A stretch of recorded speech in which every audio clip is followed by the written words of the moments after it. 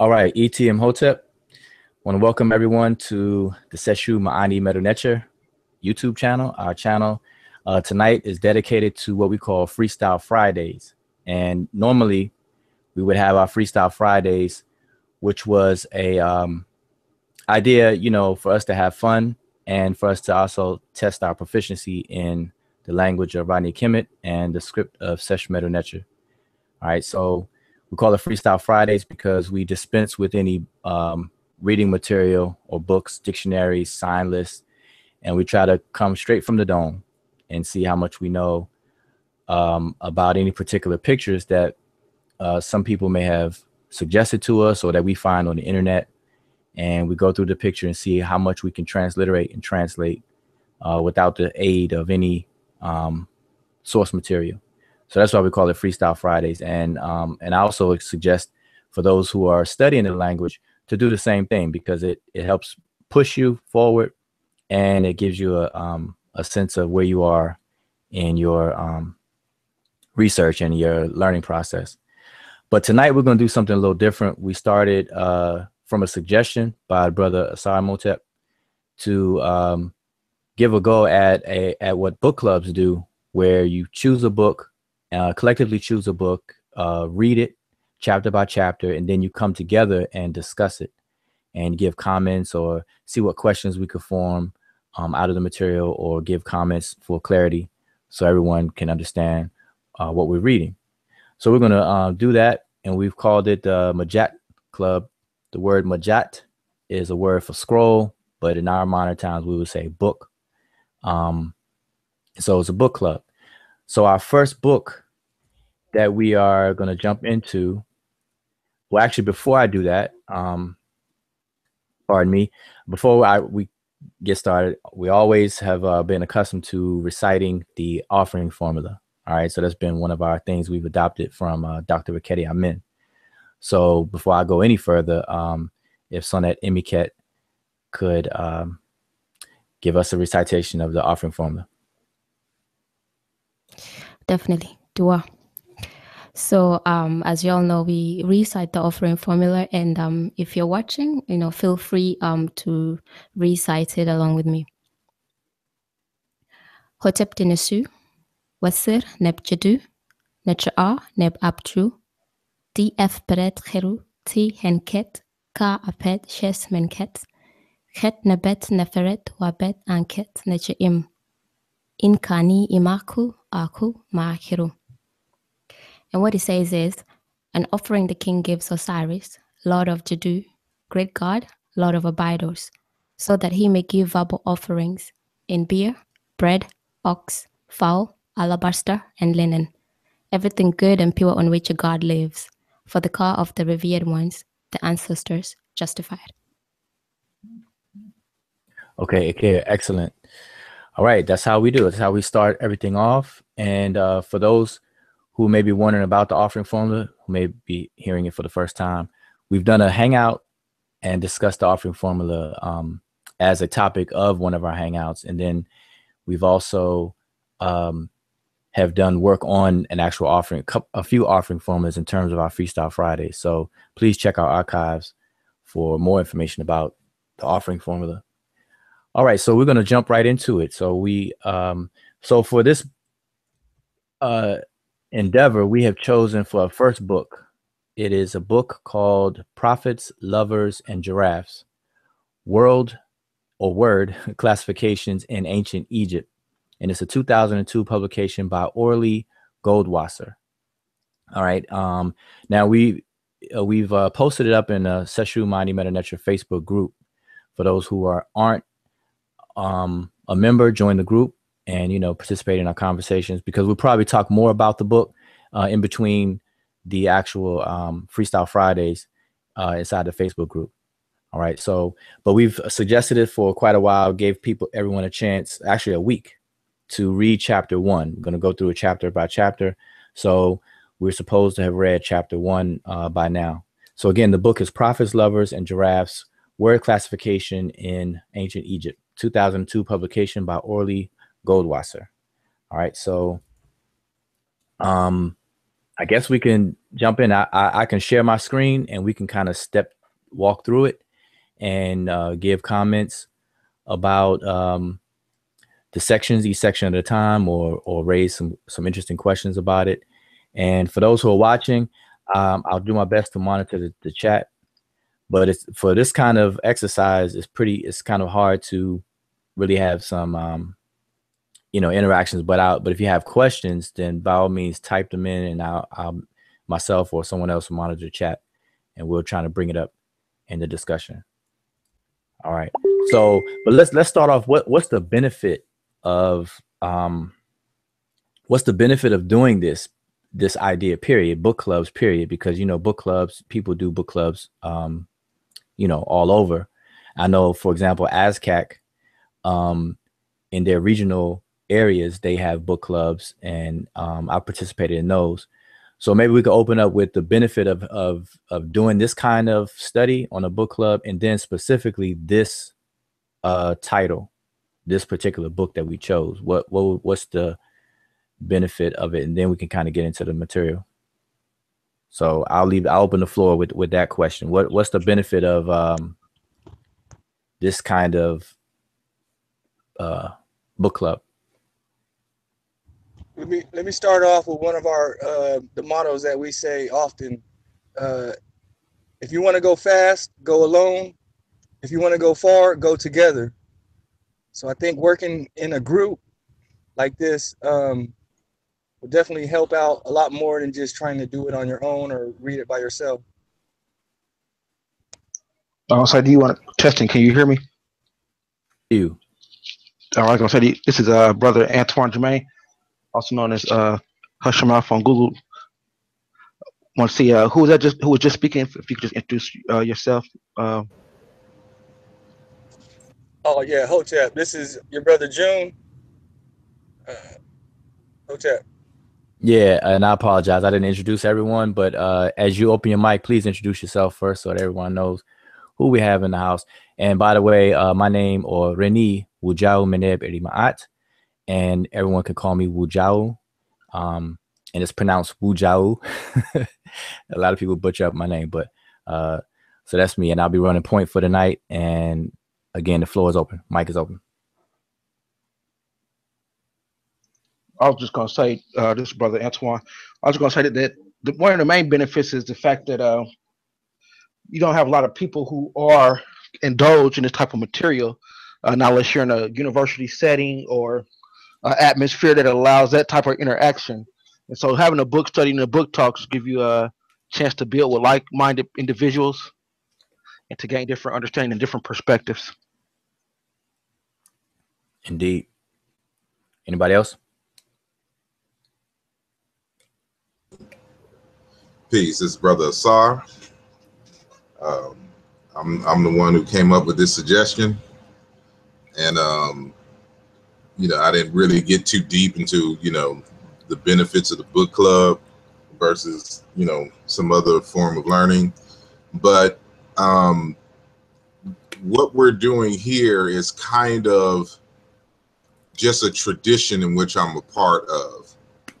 And I would say, for example, when I first went to college, Southwest Texas State University in San Marcos, Texas, it was an all-white school, and there was no Black studies.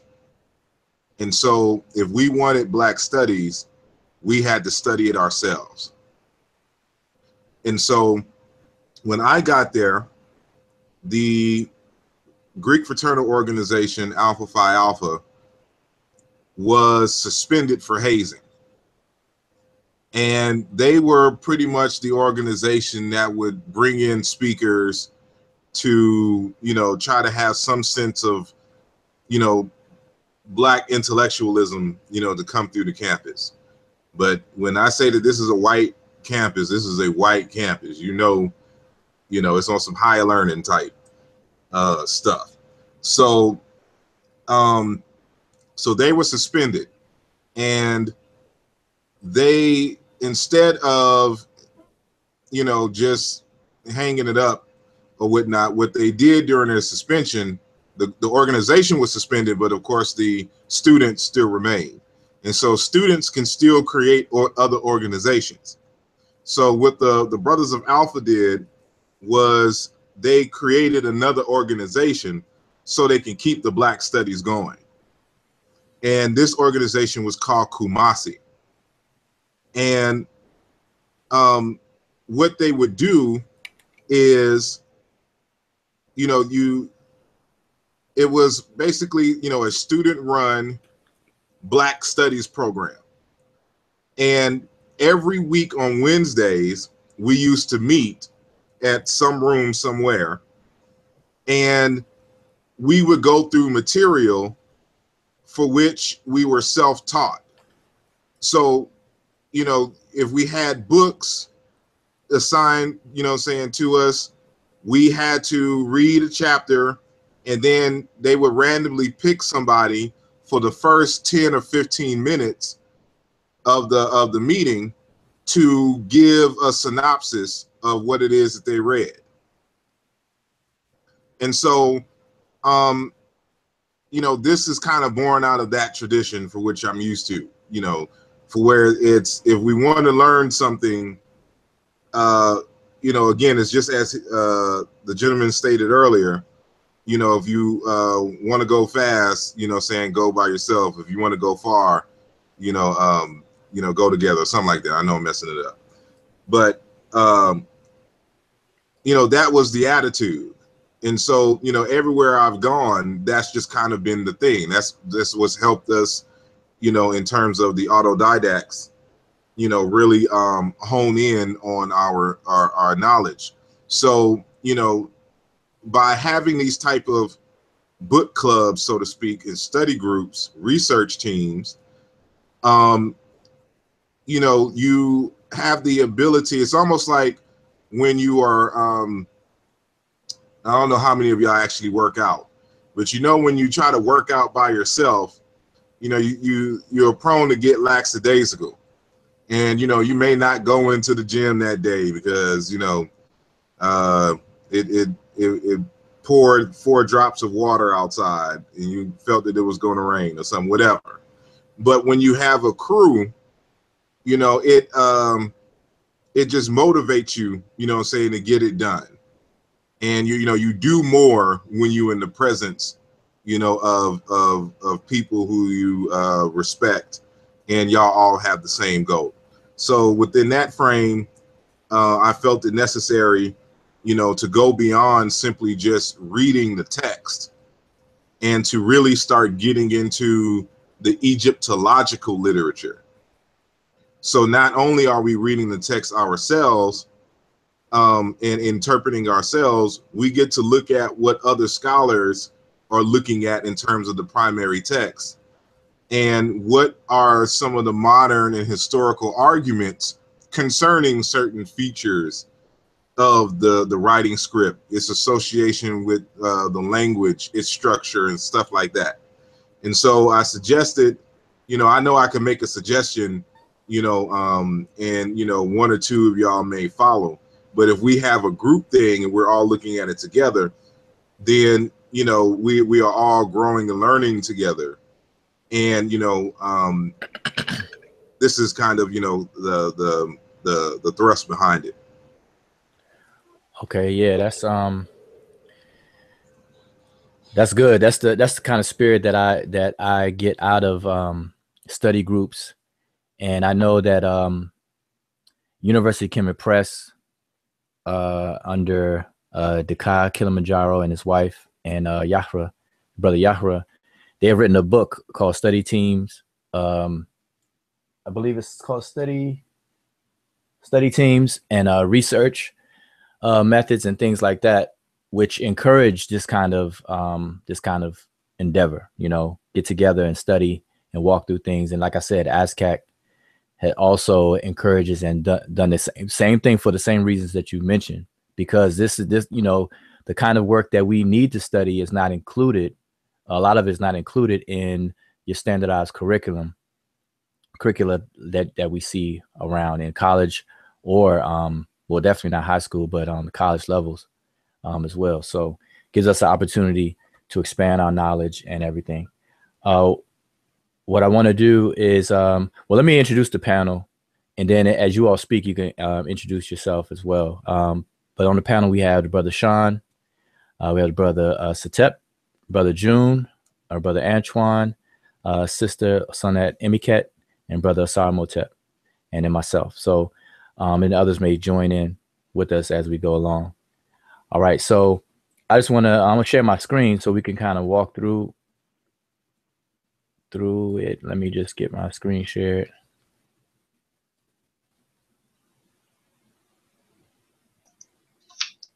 As you share your screen, just even to begin with, when I saw the way that she wrote the title, well, I believe it's, I'm not sure if it's a C or not, but the way the title was written, where it has world and word classification. Yes. I kind of thought it jumped out like, okay, this is almost a play on words, or almost a try to make you look deeper into the whole adjective in front of classification.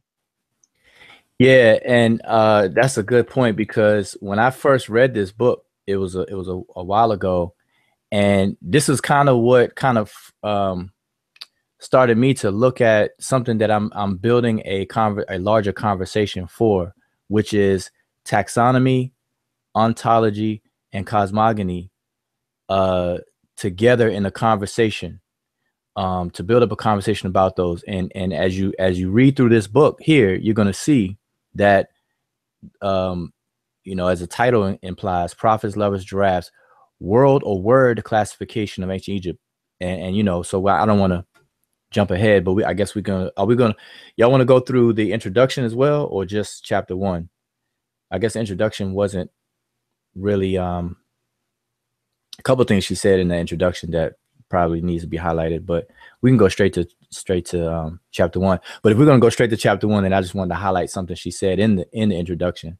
So you all let me know. Yeah, I want to say, when I look at the intro, the initial portion I saw in the intro was just how she was breaking down the timeline as far as the different people who attacked the topic of determinatives, and kind of what their theory was as it related to it. So if anybody wants that historical background, I think that's necessary for any student. Yeah. Matter of fact, that's a good segue into another reason why a text like this was suggested is, as I said beforehand,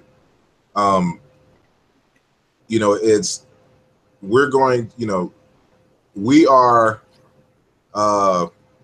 and when I'm talking about we, I'm talking about those of us who are practitioners, researchers, just general respecters, and just mental aligners with ancient Kemet, its culture, language, and worldview, has been under attack always, because we are, for the most part, people of color, associating ourselves with this language and culture.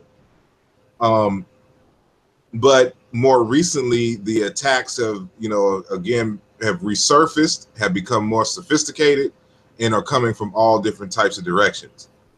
And so we need ordinary people to be able to have rich conversations with the professionals. And in order to do that, you have to read what they read. And so, in other words, you have to step your game up beyond, just the simple, articles here and there on the on the web, or just some images that we just get from Google search and just analyzing it, saying raw that way, because there may be some insights to the script that you may not understand, which may help you in your interpretations. So this whole book is focused on what we normally call the determinatives. But now they're trying to reorient us. This author, at least, she is trying to reorient us into looking at them as classes and thus the word classifier, and to get into the mind and the worldview and their categorization schema. And that's what we need to really hone in when we're going into interpreting these texts. So that's the next level. You know, how do they categorize life? And what are the schemes? What are the laws? What are the paths? You know, what are the reasons and assumptions for why they chose this glyph for this word and this one for another word? You know, and so I think that's what this this text, you know, here addresses. But go ahead. I'm sorry. Yeah, no, that's excellent. And like I said, this text actually is gonna lay some of the framework for a larger discussion that I would like to have in the near future, which is because when you talk about classification, we know taxonomy, at least biological taxonomy, deals with the classification of biological entities. And with the onset of the genome projects and DNA, they've refined and fine-tuned that very well. And so you get into the worldview of a group of people. You know, language is the DNA of the culture. And she makes some comments. Maybe I should just go right into, I guess, the intro. But here's the picture of the book for those who would like to get it. Again, it's by Orly Goldwasser, Prophets, Lovers, and Giraffes. Word classification in ancient Egypt. And she put world, or L, in parentheses to have a play on that, as the brother Antoine mentioned. Oh, quickly, I just want to say that, you know, this author, there's different schools of Egyptology. And once you start reading, you know, enough text, you'll start to recognize, you know, who belongs to what school. And so she belongs to that German school.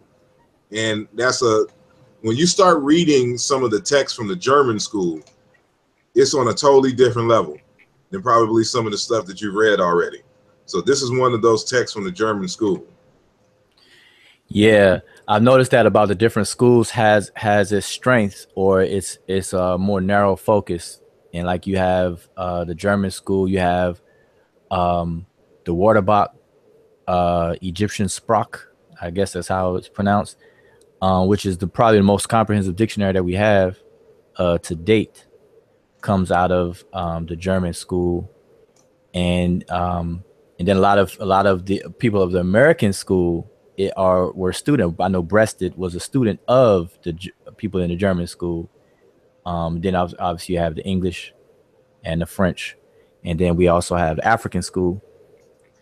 And this is something that people are just going to have to deal with as far as these different schools and the politics that are involved with this kind of thing. And that's something that people have to be aware of because, you know, like you said, this kind of study is under attack. It has been for a good long while, and a lot of it's resurfaced and then it dies down a little bit, resurface. And people really need to understand the climate of these different schools and what their focus are, and what the pushback could be, not even based on the merits of any particular thing. It's a lot that has to do with academic politics, if you will. But if anybody else doesn't have anything, I'll just get into it. Can y'all see my screen? I can. Yeah, I can. I'm gonna add something real quick, then I'll let you go. Kind of when you stated like how we got to take it to a higher level as far as just the ordinary person. One thing that I ran into is like I would study or begin with, you know, Dr. Bean and Dr. Clark, and I would, you know, keep listening until it got to a point where I kept listening, hoping to hear something from them that I hadn't heard. And so that's when I had to reach out into these different schools to start getting these different understandings. You know, that's a good point right there. We have to keep the knowledge going. You know, science is about the expansion of knowledge. You know, creating knowledge or you know, expanding the body of knowledge that we already know. We can't just be in this forever to-do loop. And so this was Let me know if that's big enough so we can see the whole page, or should I bring it up some more? I think your audience, you would need to increase the size. All right, so I'm gonna leave it at about that point there. All right, so I'm gonna scroll through. Let's just look at the table of contents real quick for chapter 1. So chapter 1, the principles of the hieroglyphic script. So she discusses the direction of reading, basic principles of the hieroglyphic script, reading strategies, the icon as an logogram, the pictogram as phonogram. She discusses the rebus principle, the pictogram as a classifier, and I'll skip down to and the prototype parade. All right, so that's pretty much what we're gonna go through. Well, I might as well read the subcategories. Yeah, the pictogram as a classifier, the classifier as a repeater, the classifier in a taxonomic relationship as a real classifier, the classifier in a schematic metonymic relationship, double classification, the metaphorical classifiers, reverse classification, and then we have under the prototype parade, we have the rise of the prototype in the system of classification, and the icon as the representation of the prototype elect. And for those who don't know, she has another book that she wrote in 1995. That she, within this book, she re-argues some of the points, but she refines and expounds on some of that. So, you know, if you're interested in getting this book, make sure you definitely look out for the other one as well. It may clarify some of the things that she discusses in this one. But I'm going to go on down to the intro, skip the acknowledgements, and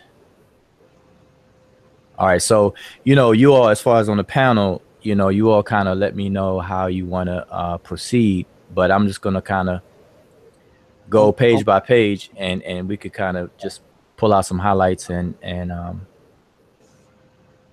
discuss. Somebody gonna say something? Yeah, I was just when I went over the intro, I think it's on page 5. I like page 5 of the intro because she talks about how she came up with the title of the book. Yeah, it's something on page 2. Let me, if we want to try to go in order, or on the next page, page 2. Just the simple fact that she mentions that the Chinese script is another prominent case in which categorization is embedded within the system or within the script. Okay, just real quick on this page here, you see she names the other publication, From Icon to Metaphor: Studies in the Semiotics of Hieroglyphs. That was the other text that I was referring to. And now there's some interesting things in this introduction that we raised inside the Facebook group, but we could probably bring it up here now, and I'll read it, and then we can kind of discuss that. I think Asar Motep, you brought it up in the Facebook group recently. And but what were you were saying something on page 2? I'm on page 2 now. Antoine, you were saying something? Yeah. Yeah, if you go ahead and scroll down to the footnotes, kind of makes reference to it. It's actually section 5 of the footnotes where it said the Chinese script is another prominent case in which the categorization systems are embedded and reflected in the script. So just as this the Medjat has, she's claiming that there's different classifications used by the determinatives. It looks like also based on the reference number 5, where it discusses the language in the script. This language is also used. Okay, I'm hearing a couple of feedback. I don't know if that's. I think you have to fix your audio. I'm hearing a couple of feedback loops.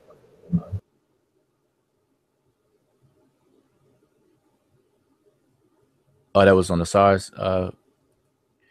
All right, but let's kind of go through here because she basically sets the framework of her study here. All right, so I'm just gonna read the first paragraph, and then we could skip down to something else. So because we have to lay a foundation. She lays a foundation. I think that we would be kind of wrong for not doing the same. So in here it says the central hypothesis of this book is that the prominent feature in the Egyptian script that Egyptologists call determinatives, and which make up an elaborate system of classifiers, reflects the map of knowledge organization of ancient Egyptian culture, and is neither arbitrary nor exclusively context bound. The book aims to reveal the principles and constraints governing the codification of the Egyptian universe in this system. All right, I think that's important to know that this is what she sets out to do in this book. All right, and what's interesting is that she says that it reflects the map of knowledge organization of ancient Egyptian culture. And like I said earlier, this touches on the larger conversation between ontology, which is the categorization of existence itself and what exists and what doesn't exist, and then taxonomy, which is a taxonomic classification system, grouping things based on their abstract similarities and their concrete similarities and dissimilarities. And then you have cosmogony, which is the study of the generation of systems. And all these things are systems. Once they're built and interrelate and interconnect with one another, they form systems. So that's what I hope to have a larger discussion about. But as you can see, these are important ingredients in that larger discussion as well. So I'm going to go down to, let's see, where were we? Okay, we just did page 2. All right. And now I'm looking for, okay, it must be, let's see. Was it in the introduction? Let's see. Are you talking about the with the classifier issue? Yeah, the fact that she basically, paraphrase her, she basically said that it is a system within the script, but not in the language. Yeah. Hold on one second. I'm gonna share my screen, and I'm gonna have to lock it on yours. And so I just cut and paste what I have from the group. So it's on page 2, and it starts the paragraph, I guess. The ancient Egyptian language, as it is known to us, contained no explicit. Do you see that on your? Okay, I'm looking for that real quick here. Oh, another thing before we move on, this is a kind of bridge between cognitive linguistics as well. So that's something that we have to bear in mind. Dealing with the classifiers, the determinatives, spills over, and she makes that that known. What do you mean? What do you mean when you say cognitive linguistics? Well, it's a field of study. You have different types of linguistic fields of study, and cognitive linguistics is how, in general, how the mind processes, the mental processes with language and communication. And so, like, for example, let me just read this up here up top. It says, in the field of cognitive linguistics, the only contribution to have addressed the classifiers of a hieroglyphic script is the Noel Rood's brief article, Graphemic Classifiers in Egyptian. This simplistic and immature account fell far short of doing justice to a complex and sophisticated system of categorization. The present work, which is her book, attempts to fill this existing hiatus by bridging the disciplines of Egyptology and cognitive studies, using the tools of the latter to work in the former, and thus perhaps arriving at new perspectives on both. And this will continue. From the Egyptological angle, the book deals with the ancient Egyptians' nomenclature for items in the world and the relationship between Egyptian words and the knowledge organization systems behind them. My framework is the comparative study of human categorization systems in different societies. So I just want to point that out, that, that's what's going on in her work. But you said page 2, so I'm looking for it. I could read it because I copied it, just in case. But what I did was I copied and pasted the discussion from the Sesh Meta Necha group just on this imitation Word document because, you know, I'm on my Ubuntu system. So okay, I think I have it right here. But it's gonna be small. If you got the discussion from Facebook up, it's going to be small on everyone else's screen. So that's why I copied and pasted, because it's my argument against it that's, you know, kind of important.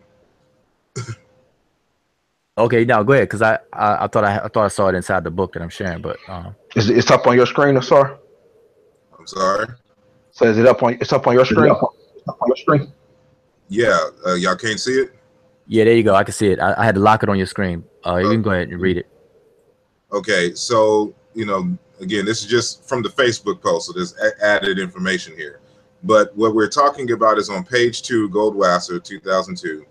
She says, I'll just bold it so y'all can kind of see. The ancient Egyptian language, as it is known to us, contained no explicit classificatory system besides the conventional gender classification. The Egyptian classificatory system is qualitatively different from those already studied in other languages. Egyptian is not a classifier language, quote, as defined by Allen 1977, as its classification is not represented by morphemes, but by graphemes. In other words, it exists only in the script and not in a spoken language. And so I had an issue with that, that comment. So what she's saying is that basically they created a graphical grammar system, but that graphical grammar system was not present in the spoken language. And to me, that seems kind of backwards, since you would create a script in writing to reflect how you talk or how you see things as far as your language is concerned. So way back in 2014, when reading this initially, I emailed her, and, you know, I asked her a question and she responded back. I asked her, is it possible to have a classifier script without having a classifier language? So I just wanted to get clarity, you know, on what she said. And so she responded back to me, yes, it is possible. Classification is in the mind. Sometimes it materializes in speech and sometimes in writing systems. Also, Akkadian has classifiers, and also sign languages that are not spoken have classifiers. So, but again, you know, she's a linguist and she's an Egyptologist. But, you know, like most Egyptologists and most linguists dealing with Egyptian, they primarily deal with Semitic languages. And so they don't do much comparative work with any inter-African languages, with the exception of maybe Berber. But, you know, to kind of go back to the example that I had on Facebook, I was talking about the very suffix T morpheme that's in a lot of the words. And so, you know, what hit me to this was actually assessing what happened to the T in Coptic for the word remech, meaning people. And so I noticed when I was doing a lot of the comparative work that virtually all of the forms of the word remech was like Lomi, Romi, Domi, you know, Ram, Chilum, stuff like that. But none of them had the T suffix, at least that I could see. And so I was like, well, maybe this is a grammatical feature. And so, you know, I finally got around to an article by Dr. Alan Anselin. And he was talking about parts of the body. And in this one section, he was given etymologies or comparisons for the word remech. And so he was dealing with the Fulani languages and some other languages, and they still had the T at the end of it. And so what he concluded was that the capital T, the ch sound, was in fact a classifier for liquids in the liquids class. And so if you know about quote unquote so-called Niger-Congo languages, it's a class language. Now I adhere to the Obingian and Embolian construct or model called Negro Egyptian. And so with Mboli's 2010 work, he has concluded based on his analysis that Negro Egyptian, for which Egyptian belongs to, was in fact a class language or a family of classes. So you find certain language families and languages in Negro Egyptian that still have strong classificatory morphemes, and then others where they have disappeared or they're just remnants. You know, it's not really productive. And so you can tell that Egyptian was, you know, losing its productivity in terms of its classes, but it was present in the mind for the determinatives. And so like the examples that Anselin gives for this liquid class, for example, is like this word sarit or sarat, and the capital A for me is an R sound. So that's why I'm not saying sat, but it's an R, so sarat. And of course, we're just arbitrarily putting vowels in there. So right now I'm just sticking A's. And so it's water on a sacrificial plate. Might be related to sageb or saragid, to water. I added that. Then you have this kar or root.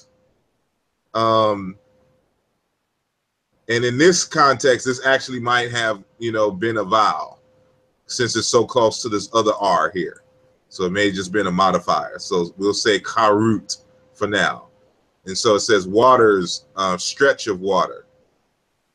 You know, a riverine, a wadi, or a river, you know. We see this suffix here. Maybe I can, I don't know, I can do a different color here so you can see. This word for milk. So y'all should know, like, there's a word Erie that means milk. Mm-hmm. And so this is, you know, kind of redundant, but it's a suffix. You can see it here. You know, this capital T here. And so we had this word with tech, you know, semen, you know, and then min charit. Again, we're just making up vowels here. You see its presence in there. And so all of these water bowls, semen, milk, waters. There's another one that's an oil. I should have added here too. But water on a sacrificial plate. It's all, these all have to deal with some form of liquid. So this is a liquid class. So when she's saying that there was no, let me go back up. You know, it's not a classifier language. And as its classification is not represented by morphemes. And so the morphemes are the pronounceable additions to the roots of words that have meaning and that help shape the meaning of the term. So she was just saying, but by graphemes, in other words, the determinatives and stuff like that. And so, you know, this example and others kill that noise, basically. And so it's with that knowledge where Anselin suggested that the word remech is, you know, again, it has the suffix of the liquid class. And so it is really the root of remech is the same root as the word for tears and to weep, remi or remiyet, for tears and then rimi to wheat. And so this T here brings about a kind of a secondary, meaning, but it's still related to liquids. And so the reason being is because, and I didn't put the examples on here, but which I should have, but I'll just put this here. So like the when we look at the other examples in the African languages, which he gave, the meanings of those terms for remech is child, beget, womb, phallus, uterus, parentage, to give birth, as well as person, or whatnot. And so what he was saying is that fundamentally it is that which is born from water, which is why it has the classifier for the T, the capital T transliterated classifier, saying for this word that ultimately deals with water, but it has a derivative meaning of human being, but more so child. But it means man only because of the begetting power of a man. And there's a word for woman because of the uterus. And and parentage, and to give birth, to bring forth through water. And so you get a better understanding that the word remech and the word rimi is not really a play on words, as a lot of the Egyptological studies have told us throughout, that it's just a play on homonyms. But the word remech, the root of it is rim. And that's why, in the story of, I forgot which story it is, and Mujawu could probably chime in, where the god Ra weeps and the tears become human beings. And so, that form of paronymy, is based on these coming from the same root. And this is why I argue that this same root is why it is present for a word for fish. Rim is a word for general word for fish, or that which lives in water or comes forth from water, or being from water.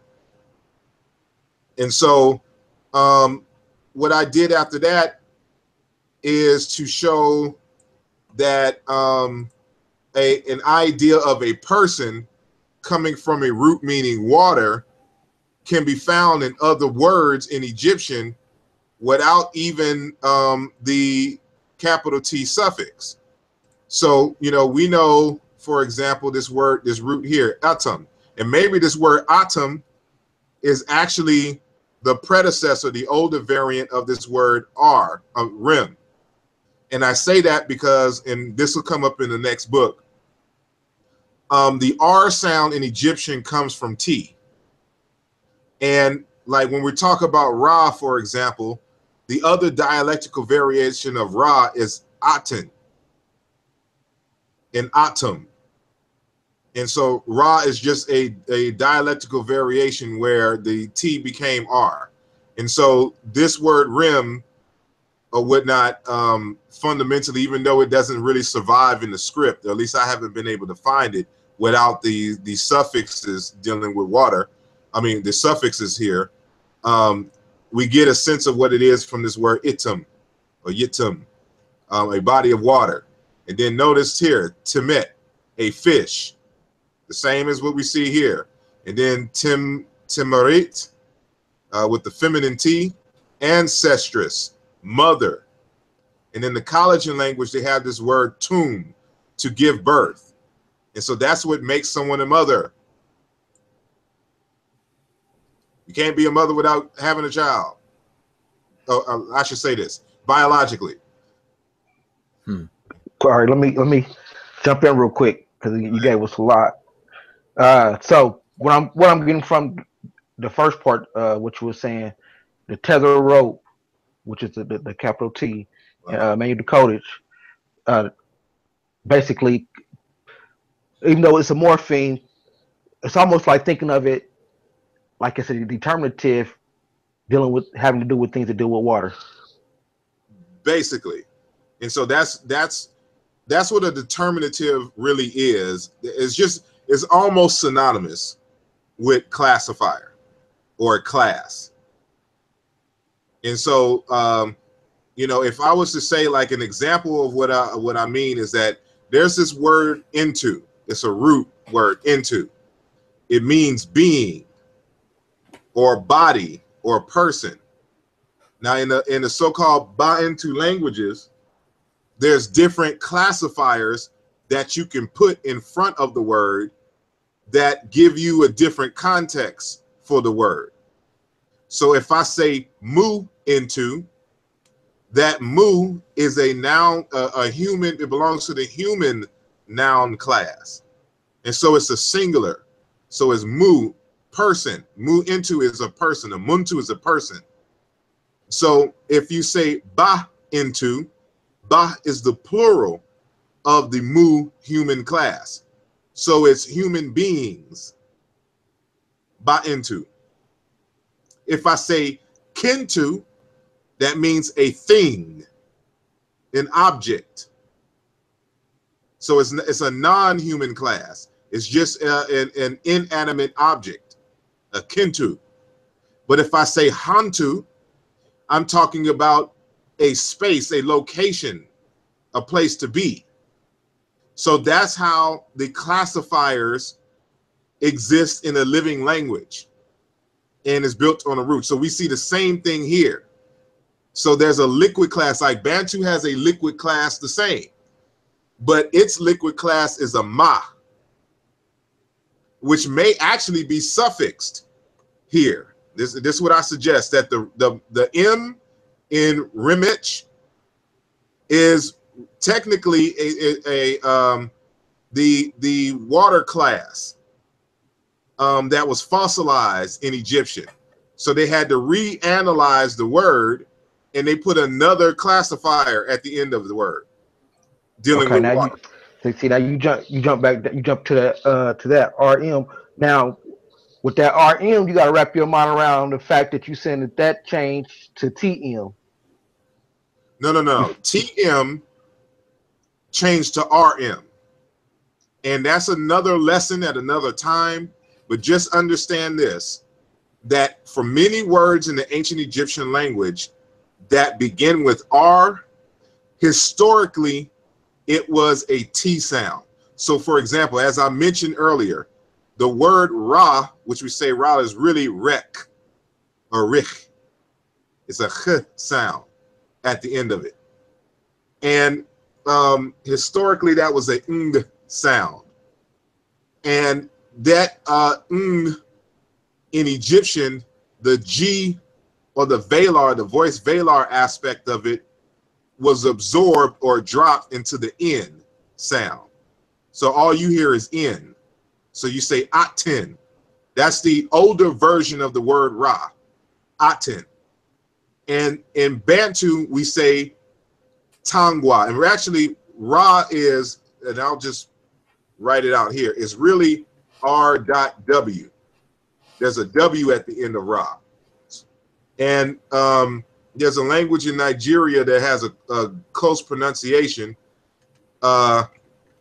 Rigwe, for son. It's like a Ufulia language.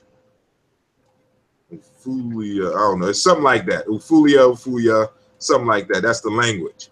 But Rigwe is closer to the pronunciation historically of this. In Bantu, it is Tangwa, or in Kikongo they'll say Intangwa. The same phonemes. So when you say Ra, it's 3 consonants that you have to pronounce historically. Now this is changed by the time Coptic comes around, because you know this drops and this drops, and so you're just left with the Ra. This is the root here. This is a suffix and this is a suffix. We'll deal with that in the book, but just understand that this form here in Tangwa is older than the Ra form, and it's It's the same thing here with itum, and say this is how it happens. Ra initially, how should I say it? Here it goes. Hopefully I can get my linguistic simplicity on here. So atin, because of the I and a vowel inside here, it weakens the T sound. And so it becomes this. And you're just left with this. But it's really a ng sound. And maybe I got a, I don't know if I actually have because I'm not on my other computer, so I don't have all the fonts. And so this would actually be a nasalized, a nasal velar. There's a particular type of grapheme for that. So right now, I'm just going to put R and G, so y'all understand what I'm saying. But this is one sound, not, you know, like sing in English. So it's from here that we get, you know, ultimately, you know, saying Ra. But it was a process because this I weakened, this I and another vowel, which we don't know, which was more than likely a weakened this T and it became R. So that's how, you know, atum, you know, a body of water, which is the ultimate root for this, you know, and the same thing for the word for rim, fish, the same we get over here, timid, a fish. And then, you know, how we got here, a man, a husband, a person, you know, in other words, a human being, you get the same thing here. It's the same process. So, but with this dialect, they didn't have fundamentally the suffix of T. So these are different dialects that we're looking at here that exist in ancient Egypt. And so that's why, like, when I went to these variants here, like Rome in Coptic, and I'm trying not to take too much time here so we can move on. These are the variants in Coptic, so it means man or husband. And so in the Timbo language, and these are Bantu languages here, you have Omolume, Mulume, you know, Olume, which means man or husband. In Obinga, 1993, page 188. Then you have it in the Ur language. It's Ram, person, human being, individual. But you have in the Azir language, Rime, Rim, child. Remember the other meanings that I gave earlier. And so when you expand and go beyond Egyptian, you get a better sense of how the root is. And so in Chiluba, the root is lume, male or masculine. Mulume, husband, man. And then chilume, sperm. Again, a liquid. And so the T in is prefixed in Chiluba. And so, you know, I gave some other examples like here, Miss, creator, Miss, child, Miss Sweet, descendants, Miss Sweet, birth, birthing, manifestation, Miset, females, prostitutes. But here we go with the suffix again, dealing with offspring. Well, that's what comes from water, from birth. So these are classes, noun classes, but there's another suffix T that has nothing to do with the liquid class. And it brings about, it operates, it's a suffix for body parts. So you can see it here in this example here with the word nes, tongue. And then you have nech, tongue. What's important here is that this word nes that's a suffix for body parts in the word nes, the S. And the same thing for here. And so that's, you know, something for, you know, saying another time, but I should keep this, y'all should keep this in mind, that the ancient Egyptian language is monosyllabic. It is built from single monosyllabic words. And so everything beyond the initial root is a suffix or prefix. All of these, just suffixes, suffix. Egyptian likes the suffix more than it does like to prefix. And so here it is some more with tet, to be old, great, fat, son, begetter, again, the T. And so, you know, I could give more examples because the W in the front, or the W suffix, is a masculine. They say it's a masculine, but it's really a mu suffix for person. And so it's a class language. Ancient Egyptian is a class language. So I took too much time, so we can continue. Well, I'm gonna say, if you got address that in your next book, you definitely want to make sure. I think I saw your computer's giving me back. Okay, hold on one sec.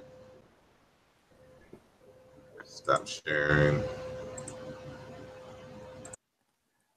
Okay, I said, Antoine, what were you saying? no, I'll say if you got, if that's going to be addressed in your next book, definitely want to get her a copy, or let her read over it, see that information, because I think it does kind of make her argument void if that's what she's stating, that there were no classifiers in a morpheme form. Yeah. Go ahead. Again, they're not dealing with African languages, so they're not equipped. You know, in other words, they're studying with one eye, or they're crippled. They have a lot of information, they have a lot of data, no doubt. But unless you start dealing with African languages and cultures, you're handicapped when trying to interpret the script. And that's a very critical point that needs to be said over and over and over again. And this is something that I see other people will say. And that is the contribution that the African school of chematology, African school of linguistics, all these different scientific disciplines coming out of the African school is major contributors to this kind of thing. And it's a game changer. And this is something that people have to realize and get on board with, and stay current, stay up to date. Because if you don't, then I've seen people will get caught up into the status quo, I should say, of academia, where they will call these particular African school of these different disciplines, the scholars that's coming out of there, as fringe scholars, or as people who are not in the mainstream. They're not popular and stuff like that. And it's like, well, duh. Of course they're not going to be popular, because this is something that even the European or even the other schools have longed for. I mean, you have other scholars that are part of these other schools that were at least honest enough to admit their limitations, especially when it comes to the language aspect. For sure, you have published scholars of other schools saying that, hey, we need some African scholars who speak these languages natively and are part of these cultures intimately, and we need for them to come up and add to this mix. You know, scholars have said that. So now when it comes about with these African scholars, now all of a sudden you have people who are not aware of the professionals and what they've been saying. Now you see the confusion that people say, well, hey, those African scholars, they're basically saying they're being dismissive, and we have to counter that. But okay, but let's move on. So let's what I have on the screen is something that's important, which will end the introduction. And let me go back to my cursor. Okay, so just before this point was the point that you made, Asar, where she made the statement. She says the ancient Egyptian language, as it's known to us, contained no explicit classificatory system besides the conventional gender classification. And where was the statement? Yeah. Egyptian is not a classifier language as defined by Allen, 1977, as its classification is not represented by morphemes, but by graphemes. In other words, it exists only in the script and not a spoken language. So the pushback on that is really, to question that, you don't even have to be a linguist. I think that's a kind of a common sense question, is that why would a people devise a writing system? Because if you know what writing systems before, why would they devise a writing system that didn't reflect visually what they're speaking. And on top of that, that this particular writing system in Kemet's history was not widely used. And it's not to say that people were illiterate, meaning like dumb illiterate. People use that word. But for a lot of people, it may not have been necessary for people to write and things. So why would you create a classification system in a writing system that's not used by the majority of the populace of the people? Because a classification system, even according to her, is it gives you the idea of their organizing knowledge, the way that they organize their whole worldview. So why would you keep it hidden? Why would you put it inside of a writing system that not everybody used in Kemet? And so in other words, it would be hidden. So how did they do that? So so you don't really have to be a linguist to kind of raise that question and kind of travel down that path to investigate that. But let me just read these 7 questions that she has, and then we go right into chapter 1. So she says here, whereas language displays a series of cognitive thoughts, accomplice, the events occurring in the picture script render cognitive processes in the making visible to our inspection, hundreds of years before they have ripened into a language.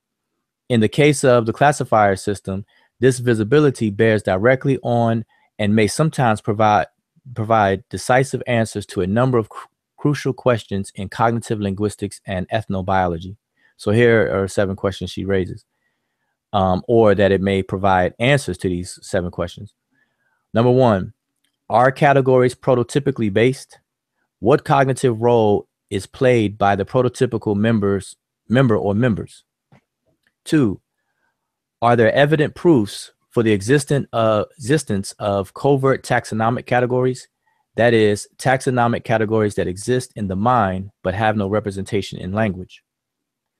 3, can we ever trace with any assurance the development of a given category from cognitive space level into script and language?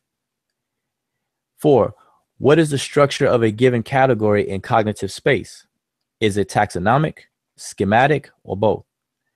5, what is the internal structure of a taxonomic category? How are taxonomic categories constructed?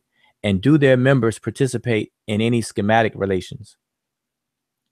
And anybody who studies evolution or biology will kind of be more prepared or familiar with what she's asking, the way she's asking it here, in terms of, because it's the same thing is done. Matter of fact, let me just say this: a lot of things in language studies, linguistics, has the same kind of nomenclature as biology. Morphology, that word morphology is shared by biologists and linguists. Taxa, language family, genetic relations between languages. So you gotta kind of have to get used to the sharing of words, but they're used in a different way. All right, so just bear that in mind. All right. So number 6, in what stage and in what way is the superordinate born? Is this image evasive entity a schema, or is it built recognizably around a prototypical member of the given category? Is membership in a category a matter of degree? Now, see, a lot of these questions, like I said, if you study biological taxonomy, you'll know exactly what she's asking or putting forth here, because it's like classifying animals. You're looking for the abstract similarities in order to group them together, and then one of the concrete animals may become the prototypical name or image for the whole class. So that's just an example of dealing with biology that she's asking about language. All right, for here. So then she breaks down, gives a summary of each of the chapters, which I will skip. All right, so she's breaking down all the chapters in the book. So we're going to go straight to chapter 1 now.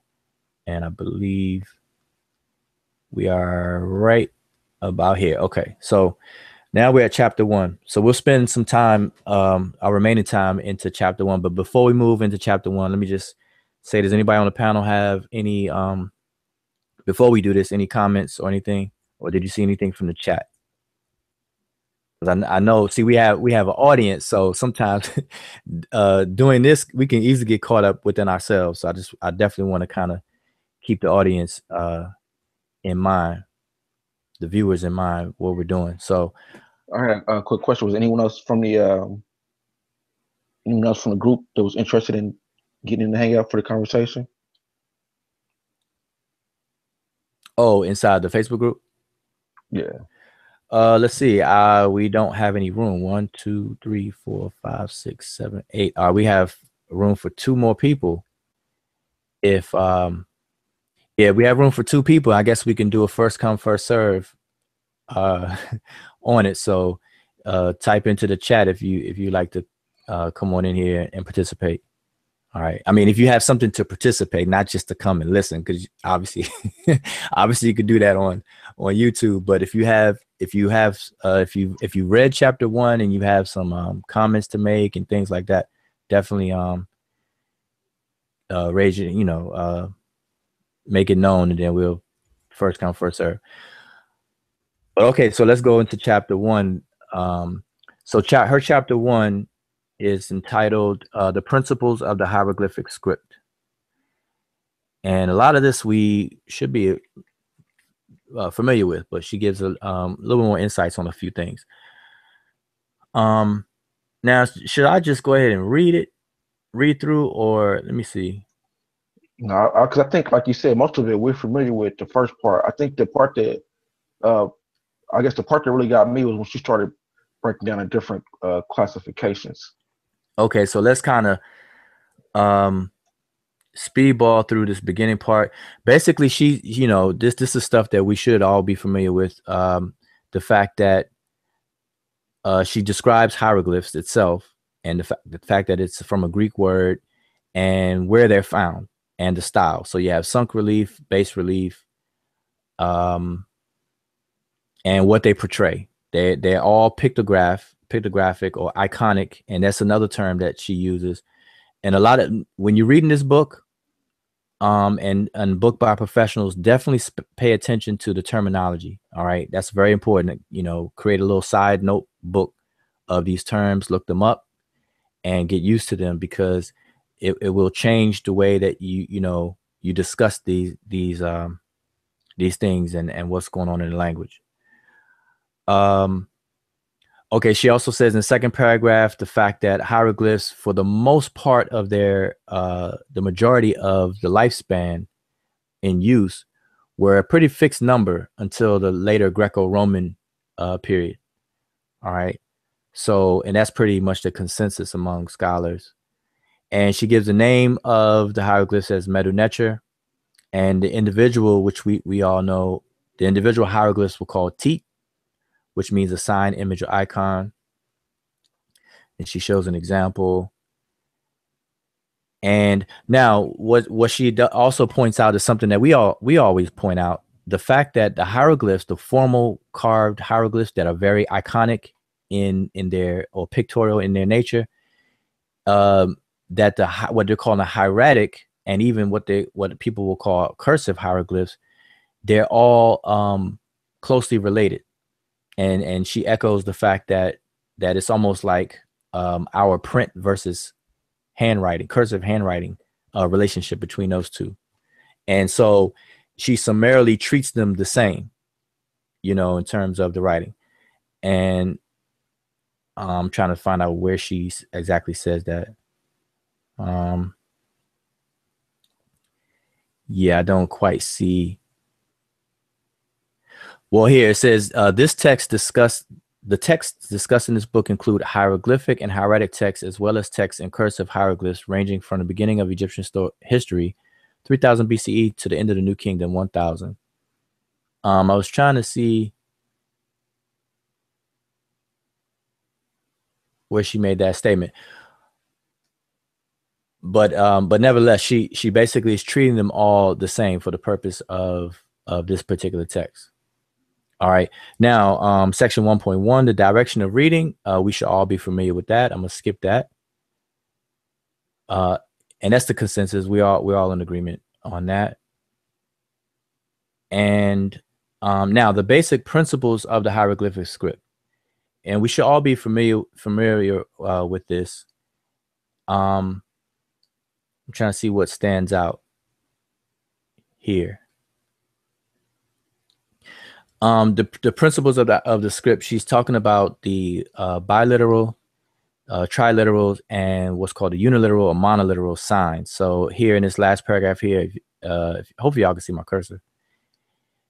She says the pictogram of the Egyptian script can represent or present a triconsonantal sign such as Nefer, Netcher, Hotep, and Keper, biliteral signs Sin, Win, Mer, etc., or monoliteral such as Ra, M, and the T. And she makes a statement that's pretty much the consensus as well. Interesting, this script actually does include 24 monoconsonantal signs, which could easily have obviated the whole cumbersome system of bi and triconsonantal signs, leading directly to the beginning of a consonantal alphabetic script. The ancient Egyptian scribes, however, simply did not pursue this path, although they developed the ability to decompose the multi-consonantal signs into their monoconsonantal elements at an early stage. All right. And then she goes on in this paragraph to discuss what she feels the reason why the scribes did not pursue that path. And I'll just read it. In all probability, a mixture of both cultural and semiotic considerations discourage such alphabetizing developments. And I'll just say that, as one statement, that summarily says what she's feels about why the scribes didn't do that. Okay, now reading strategies. 1.3, reading strategies. The script elicits two main reading strategies, A, pictorial, and B, phonetic.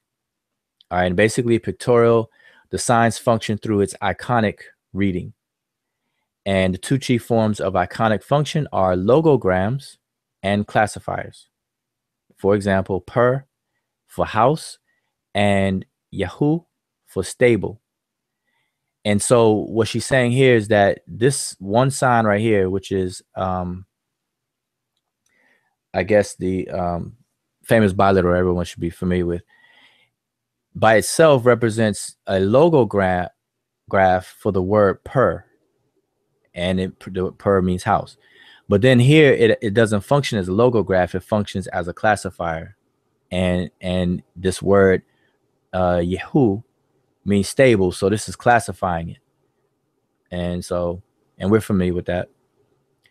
Or phonetically.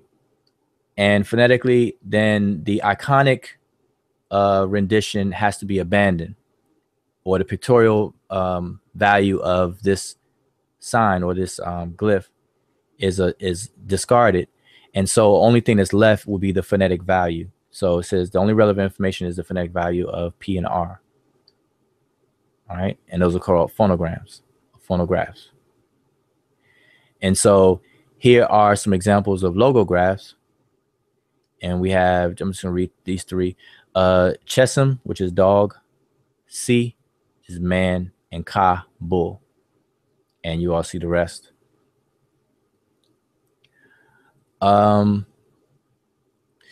Like I said, I don't want to sit here and read through the whole thing. Yeah, unless you all are fine by me kind of skipping through, highlighting what's going on here, or do you all have some ready-made questions and comments? I don't know how you all want to keep proceeding forward, but when I start hogging the mic, MC Iron Lung tend to kind of knock on the door a little bit.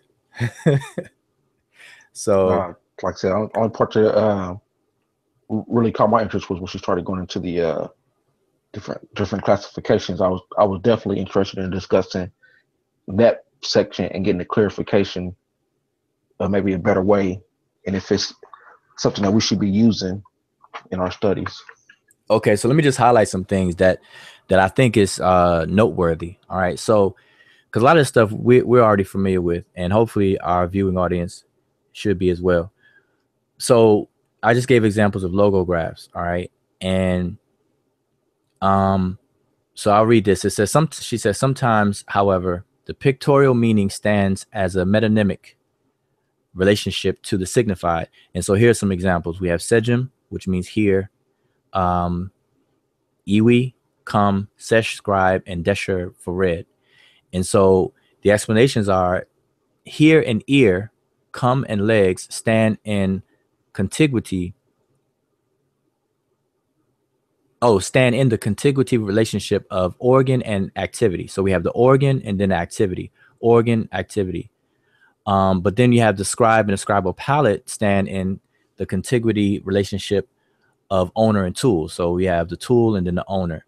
And then as far as the bird, the red evinces a part whole relationship. So this is a part of the whole. So because the bird is, or the part redness of the bird, not the whole bird, but the redness, which is a part of the bird, is represented by the whole bird, which is indicated by its unique color, feature, etc.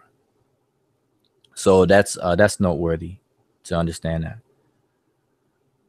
And then also she goes on to say that all logograms are also semograms in semiotic terms. And so when you're reading her book, you had like Sarah said in the beginning, she comes from the German school, and if you know about their school of thought and what they subscribe to outside of strict Egyptology or Egyptology, they deal with the other schools of cognitive linguistics, and you're dealing with Saussure, or Ferdinand Saussure, or Saussure, and his idea of sign, which you have the sign consists of the signified and the signifier. And so, and he's the one that developed semiotics. So look him up. And then, so a lot of the terms will be used in terms of semograms, semiotics, icons, tokens, the word token. She doesn't use the word token, but these are different terms that you'll find coming out of that school of thought. All right. So in order to kind of follow along, you definitely have to be aware of these different terms. So semograms and semiotic terms. And in footnote 16, it says by, was it Schenkel's definition, determinatives and classifiers are also semograms. However, being unsounded semograms, their meaning is not translated into a phonetic signifier, at least in the framework of the script.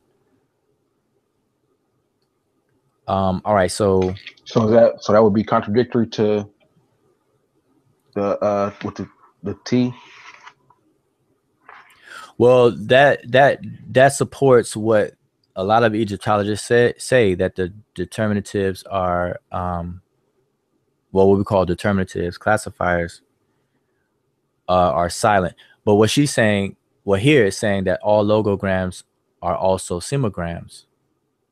That is, and then she explains it here, that is, they are signs that signal meanings of specific words through their iconic features.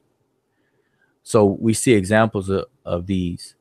So for example, the icon of this glyph carrying the pictorial meaning of a house, the reader is required to attach the name of the icon, that is its phonetic value, pair, to the and then to the icon chebet, the reader should attach its name.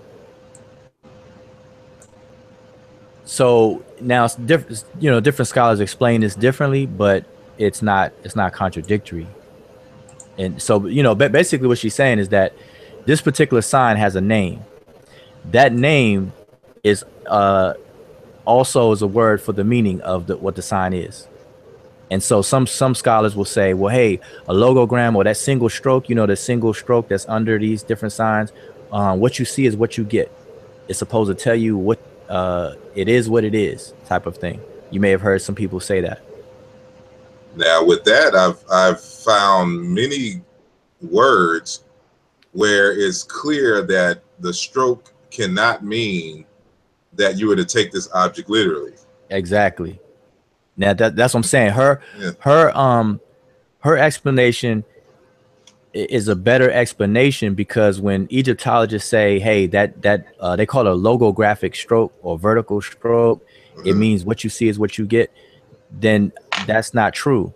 Because, like, for example, one that comes on mind, I use example all the time, is the heart. The heart glyph with the stroke under it is used all in different literature, and it doesn't mean a literal heart. You don't take it literally. It's a word. It's a signal for a logograph, and this is what she agrees with. It's just a logograph signal that it's a word, that this sign represents a whole word, not that it represents exactly what it sees. I mean, what you see. So now I want to introduce, an alternative explanation for some of the so-called determinatives, and basically what y'all are talking about now. So this is a text from Dr. Mubabinge Bilolo. It's called... Hold on, let me lock it onto you real quick. All right, go ahead. It is titled Invisibility and Immanence of the Creator Amen. Amen, Amun, Amen, Iman, Zemin. The example of the vitality of ancient Egyptian or Chikam in the Chiana Intu. So when y'all hear me talk about Chiana Intu, this is where I got that concept from. It just means the Intu family. Now, on page 65, now this is in French, so I'll kind of guide us here, but I'll just basically give you the synopsis of what he's arguing. What he's arguing fundamentally here is that in many cases, is to be read the root, and is not a silent determinative. And so he gives a few examples based on his native language, Chiluba, because he's like, when I read the determinative in the word, it makes a complete sentence, and it makes sense in my language. So, the whole book is about Amen. And and to give a little background, what he's saying is that the word Amen has so many meanings, or the root Mn has so many meanings, that the Egyptologists miss out because they don't know African languages. And so when they always interpret Amen as the hidden, that's not accurate according to his research. So he's giving an example here, and he's giving you a formula. So he's saying the formula of min plus x is just any variable, any determinative, means that that m is accompanied by, part by, the determinative x. And so he's saying that and in French, they it was kind of backwards to us. So this would read the transcription Egyptology classic dominant, but it's really the dominant classical Egyptological transcription, if that makes sense. Mm-hmm. Does not transcribe the determinative, basically. So what he's saying is that normally we don't read the determinatives. Like, if we make this into the manual decodage, when for a word, we would not transliterate the determinative. So that's what he's saying here. Classical Egyptology does not transliterate the determinative. Saying for me, pour moi, X is either a suffix or an epithet or a genitive, or a direct or indirect genitive. So, in this case here, it is absolutely necessary, basically, to transcribe here. Where do I lost myself? It's absolutely necessary to transcribe it if we want wild interpretations. And so he's suggesting here that we transcribe the determinatives. So the Chiluba draws the attention to a causative. And so this is like a comb or praising or glorifying, so to speak. So min. And so we should know that in the Imani or the Iman or the Amintet, and in Chiluba, that is like Simani. Any of y'all have read S. and Mbiti's classic book, African Philosophy and Religion? And he talks about the Kiswahili term Zimani, which means the past. That is equivalent to the what we would say the Amin, the Aminta or Amin, or Amit, so to speak, the so-called West. You know, is really a word for the beyond of the past. But that's another topic in here. So that's he's saying there's a causative here, and so like the hairless ones do not comb. We read.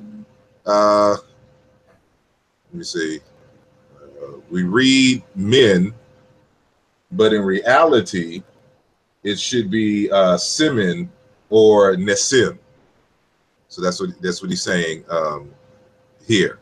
And so the list of names contain for men, or containing men or amin, and which can be easily read and understood without loss of meaning by someone who speaks Chiluba.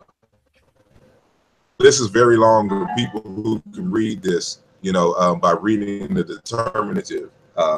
And so he says, I am content with a few examples. I am content with a few examples. So, so if you see men with the heart determinative, so in Chiluba you would say moyo. So we would say ib, but they would say moyo. So the J sound is the yo, oyo, and the B is which is a suffix in Egyptian, is a prefix in Chiluba.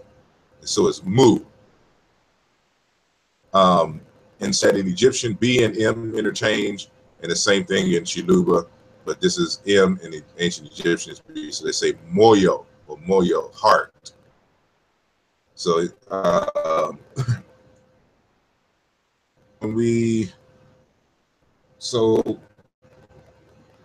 when you read it, basically it should be Samina Moyo. So if we read this like the desire of the heart, word here meaning to wish or desire. So when you say Samina Moyo, so he's saying that this should be Simin, not just Imin or Min. It should Mina Moyo. The determinative here. So the desire of the heart, or wish or desire, to wish to desire. He can even read it as moyo, which is the desire of the face and the heart. So I think in the chapter, I wish I would have highlighted that, because I think somewhere in the chapter of the book we're reading, they're talking about how the face can be, I don't know where it is in this text. The face can be used to represent the heart as well, or the heart can represent the face, because they're both really representing the front. So they're both in the front. Your heart's in the front, your face is in the front. And so that semantics exists in Chiluba.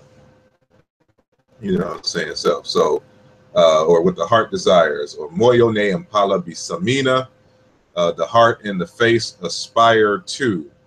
Thus, instead of singing or saying basically, my heart praises, glorifies God, we should read what is written and say, moyo wani udi usamina mulopo. And so, you know, my heart, you know, saying cries or glorifies God. and that's the word chanter. You can say sing or say. And so, you know, you see the same thing here. And so when you see like the word, he's saying it should be simin, or like a causative, or like when you say mitch, mintu, or something like that, is this T is prefix. So remember what I said, that capital T and even as the T suffix is prefixed in Chiluba. So we would say normally when we transcribe MN capital T, but here it is chi, because that's really how this is supposed to be pronounced. We say remech, so this is chi. It should be chi or e sound because it's a palatalized. This was originally a K sound, the tethered rope, and there are some articles that recognize that. So in the old kingdom, I think before the third dynasty, the first and second dynasty, this was a K sound, and then it was past how we say ch. And then they created a new glyph for the K sound and kept this one for the palatalized version. So anyway, so Minchu or Minch, whatever we call it, be Chimuna. And so this deity glyph here would be Mu or In. So it's in Chimuna. Like you would read the determinative. You know, it's the same thing, you know, we hear Misumba, because this in can be an imba in Chiluba itself. So it says, in this context of defeat, like that of contemporary Africa, it would be necessary to transform this word into my heart suffers for the victorious God. Moyo Mwani Udi U Samina or Muchi Muni, you know, saying better. Moya Wani Udi Usamani Muntu. So like you would say Muntu, like this would be a word for this determinative here. So you know, Mu Chimani or Muntu Chimuni, and the same thing here. And so you know, it's something to look at, and I'm still investigating this to see how, you know, how repetitive this could be. More and more examples. And so like here, you know, when you read the word for eagle, you know, this is an eagle, this is an animate class. So there's a prefix, like this classifier here is a prefix also, you know, in Chiluba. And so the word for eagle in Chiluba is Chiminyi, a Chimini. So we would just say, you know, Minu, you know, saying here, but this classifier, this is a noun class, chi. You know, or you could say G, like Jiminu, you know, here. So I'll just stop it there because I've talked too much. Hotel. Peace. Yeah, I was just wondering, in this book, does he go into? You're breaking up, kind of, or I can't hear you. I think your audio went out, June. Okay, well, while you get that together, yeah, I think that's a good addition, because what that does, like you said, I think it's definitely worthy of more investigation to see how regular that is. Like if we comb through and see how regular it is, then we can establish some grounds for you know, pushing that forward.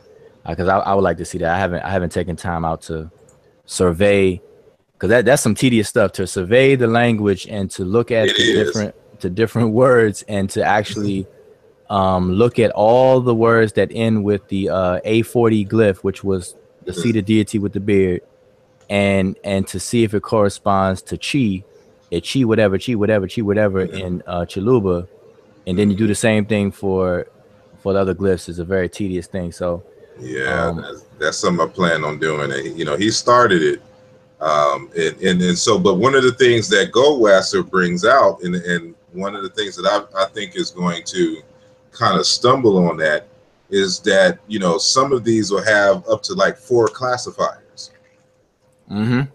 You know, some of these words. So how would that happen? Like, that seems like it would be cool, like if it had 1 classifier, maybe at the most 2. At the I was going to say that because right in this first part, we're going to come to that somewhere. I remember seeing that. Yeah. And but, see, but now, oh, go ahead. But hold on. So, but it can also be answered in another way. So what you got to understand is that in Bantu, and what we see in Egyptian, is that most nouns derive from verbs. So what you could have is, like, let's say you had a word that was originally a verb, and it had suffix classifiers for that verb, but they added a noun classifier at the end of it, you know, which would in Bantu would normally be pronounced beforehand, but is in this case is written last but pronounced beforehand. So it's just like with the feminine T in Coptic, you know, it's prefixed in Coptic. It's the same thing in Collagen, but during the Middle Egyptian script is suffixed. So that would raise the question that, well, that would mean that when you have words that are derived from other word classes, that the script kept a log of it. Exactly. Basically, that's what you're saying. It basically kept a paper trail to what it once was. But now, if the script is doing that, then what would be the scheme in the spoken language that will signify that? And see, so we're left kind of handicapped, not kind of, we're left handicapped because the hieroglyphic script is not pronounced. It's not revealing. Yes, it's not. Yeah. It's not very revealing. It has no vowels, and that's another thing that kind of made me raise a question with what Goldwasser said earlier about there's no morpheme for the determinatives. But I would think that the determinative must have what we're calling determinatives must be a signal for how the voweling took place, among other things. Among it being a classifier, it must have also dictated something to how the vowelings were, or something to that effect, because I can't see it only being what she proposes as being a graphing, you know, for graphic purposes. I mean, that to me that makes no sense. I would say that if we see words that are homonyms, so because they have the same consonants, those determinatives may be useful in placing those vowel sounds within those. Well, the thing we have to be careful with homonyms is that when you're dealing with the Sesh Meta Neter or the hieroglyphic script, we really don't know what's a homonym or not, because we're handicapped by not seeing the vowels. So they may not even be homonyms, but as far as their skeleton, their consonantal skeleton, we could go that far and say that they're consonantal homonyms. Maybe we can invent a new word for that, but we don't know if it's true homonyms though. You know what I'm saying? Because we don't know what the vowels were. Like if I say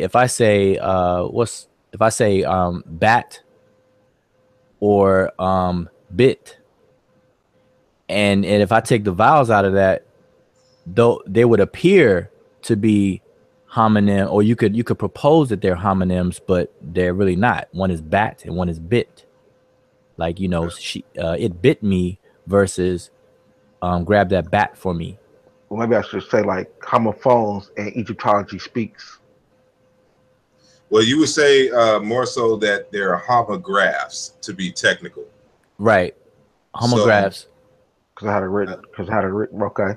Yeah. So, you know, but then they wouldn't be if they have a different determinative. So in terms of the I guess transliterations. No transliterations, yeah, because we don't transliterate the determinatives, but the determinative / classifiers would nullify it being a homograph as well. Well, yes and no, but okay, so let's take, for example, the Kemet argument that, you know, I've been a part of for a number of years now. And so one of the things that, you know, people keep arguing is that the word for Kemet, that the root means black. And there's no indication via the script that the word for Kemet, the country, has its root in black. You know, they're basing this off of the perception that the glyph, the biliteral, is a, you know, burnt piece of coal or charcoal, and some, you know, still argue that it's a alligator skin or alligator tail. You know, regardless of it, that same glyph is used for a number of words.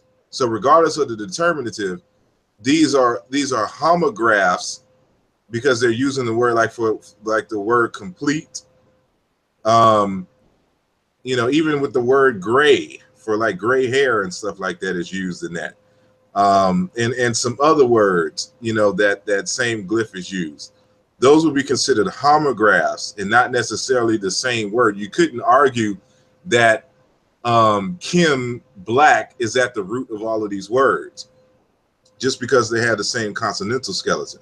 Right. So yeah, that's what I was saying. But when a determinative is attached, then that nullifies, or that takes it out of being a homograph to something else. It's only ones that don't have a classifier or determinative attached to them.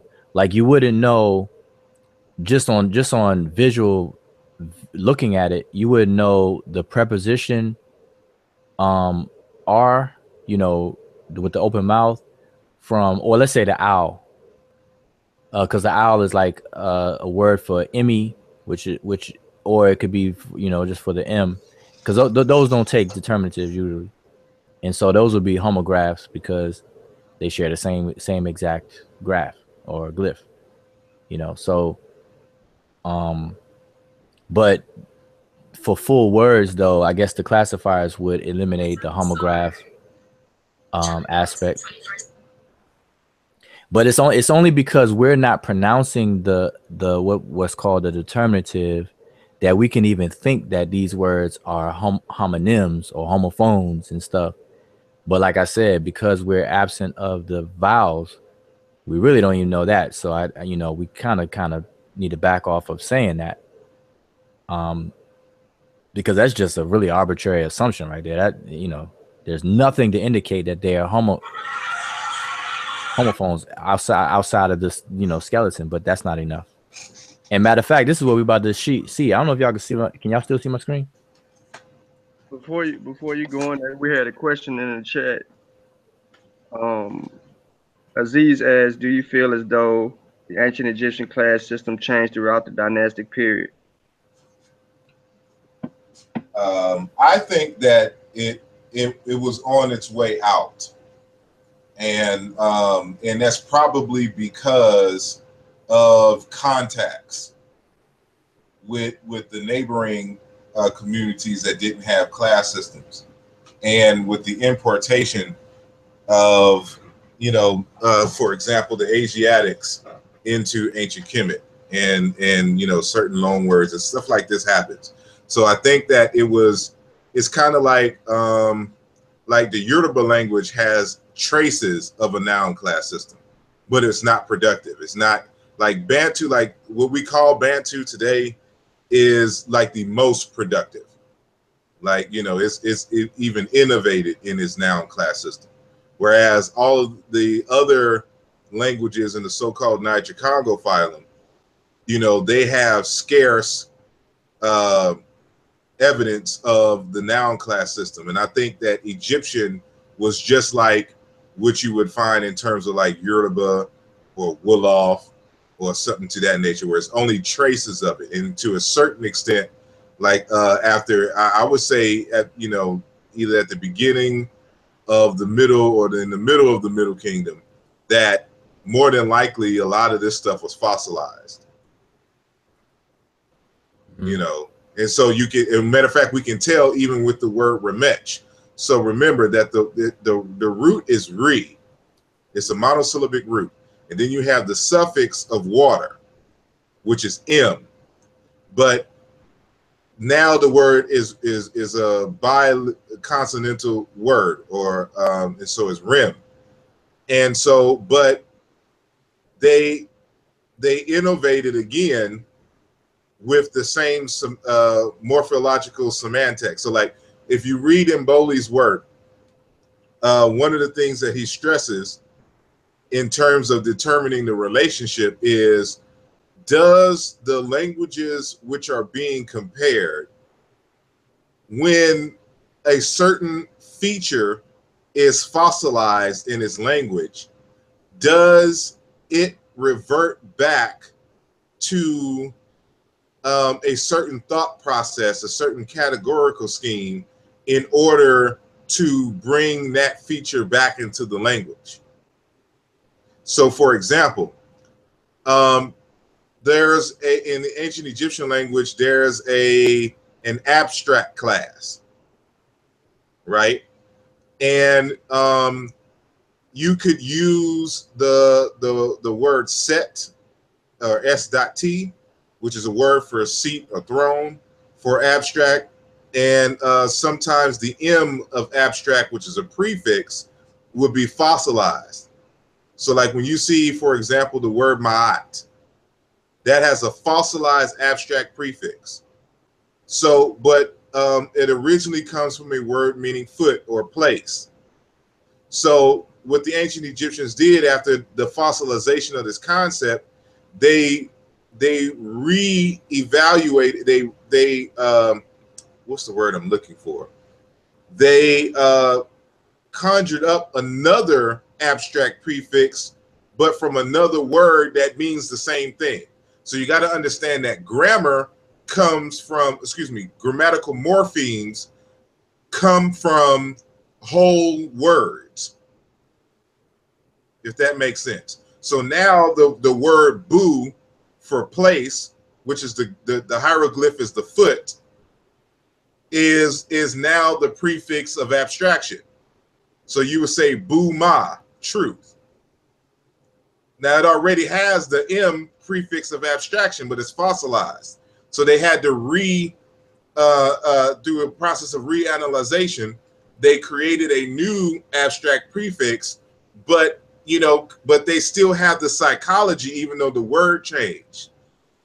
So they had the psychology, which we call the semantics. It's the psychological mapping of a particular worldview as expressed through its language. So for them, the abstract is always this concept of place. So even if the morpheme is fossilized in the language, they can still get another word that means the same thing and have the same feature in the language, even though it's another word and pronounced different. So that's what you see in ancient Egypt. So it's telling me that this noun class feature, it was dying out for the most part, as time progressed, and so we got to, keep that in mind. I don't even know if I really answered your question. No. Oh, go ahead. Yeah, quick question on the dying out of the noun classes. I was wondering if it had to do with something with the script as well, with the different scripts that were used, and like going through to the thematic where you see less and less of the number of glyphs are used, or was it the other way around, that towards the end the script would actually mirror the spoken language with the dying out of the noun classes? Well, it kind of depends on what model you're using. So, I think the scenario, we'll call it scenario 1 or scenario A, that you brought up, would definitely make sense if we are of the belief that Coptic, for example, is the last stage of Egyptian, and it's a continuum. So we would see the progression of losing these type of features. Or if we adopt the Mboli model, which would be model B, it could possibly be explained more so in terms of, because ancient Egyptian, according to his classification schema, the Middle Egyptian is a totally separate language from New Kingdom and Coptic. So the writings and stuff that we would see like a Demotic and things of this nature wouldn't be associated with Middle Egyptian, which would have been more so the class language, so to speak. So, you know, I don't know, because I think hieratic to a certain degree had still had determinatives. Correct. Yeah. So, you know, when you know, and that was being used since the old times. But when we're talking about Demotic and Coptic, of course, those concepts are not in representing the script. So I think, like, again, remember, she hasn't consulted Mboli and vetted his arguments or not. So she's pretty traditional in the sense that Coptic is the last stage of Egyptian. So when they're comparing a lot of this stuff, you know, they're assuming that Coptic is the vocalic. So that's why I think, you know, and I think I mentioned this on the Facebook page, that this is probably what shaped her comment on saying that, well, the classifier script, you know, the classes exist in the script, but wasn't in the spoken language, because she's going by the notion that Coptic is the spoken, you know, extension of like Middle and New Kingdom Egyptian. And so, and that's gonna go ahead. No, I said until more people become aware of the work that's showing otherwise, I think that's gonna what do you call it? It's gonna give a bias to that, or that pathway. That pathway is gonna continue to, people are gonna travel down there, and they're gonna be kind of guided by that assumption, not realizing that there's evidence showing otherwise, and then incorporating that new evidence into what they're saying. Yeah. So I think that's gonna change. But I want to give a quick example, another example that was raised before, in addition to your example about how words are derived from other ones and they become fossilized and things. Another example is anybody who's dealing with the language recently knows this. I've seen some posts inside the group. And I'm talking about the two glyphs together, which is the reed leaf and the quail chick. And most people pronounce that as U, and it's transliterated as IW or sometimes JW, depending on what school of transliteration. And so they call this a particle, and and most Egyptologists will tell you that particle starts off a sentence in an assertive way. It has an assertive value, meaning that it's a statement of fact and everything.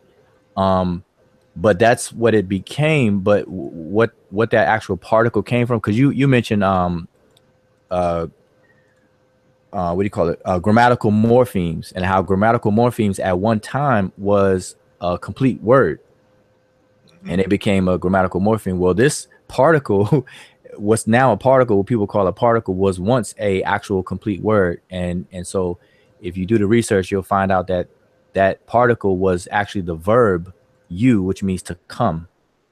And so the psychology behind that was that the reason why it became known as assertive was because that verb was taken to be used to denote when a speaker is speaking. So like the speaker, or when somebody's saying something, at the time and place of them saying it.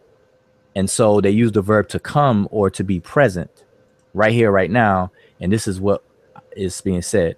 So then it took on the assertive character, and then it became, you know, a particle in front of a sentence and stuff like that. But it actually comes from a verb, which is you, and the verb still exists in the language, which is the walking legs and the quail chick, you know, which means to come. Like when we say Imhotep, those same glyphs are there. So that's where it came from. And to that point, you know, this is something that Mboli stresses in his text, is that this is how you know ultimately if a word is a borrowing or not, is can the grammatical morphemes be explained in its own language? Right. Because as you said, there were whole words in the language. So even if it's fossilized, you know, in the language, more than likely the whole word still exists. in some form or fashion. Mm-hmm. Yeah. And I think about. go ahead. I think about like when was in grammar class and you was talking about how those different words changed or morphed, and like maybe it may be a full word at one point in time, but now we just use half of the word. Those different things you were talking about. Oh, you mean what I was saying about the how words of the different ways, processes in which words are formed? Yeah. Yeah, that's what. That would be derivation. They call it derivation, where you take a verb and then it becomes another class of word, falls into another class. That would be derivation. And then you have clipping and stuff. So yeah, we went over that. But the example I gave was just one, and that's like a hot topic right now recently. But when you gave earlier, Asar, about boo, you have BW and then like boo nefer, and it became a abstract prefix of abstraction.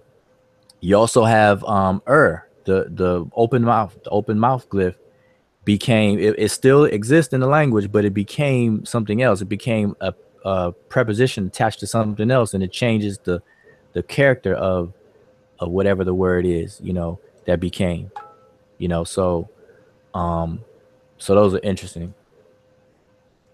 Those, just as far as examples.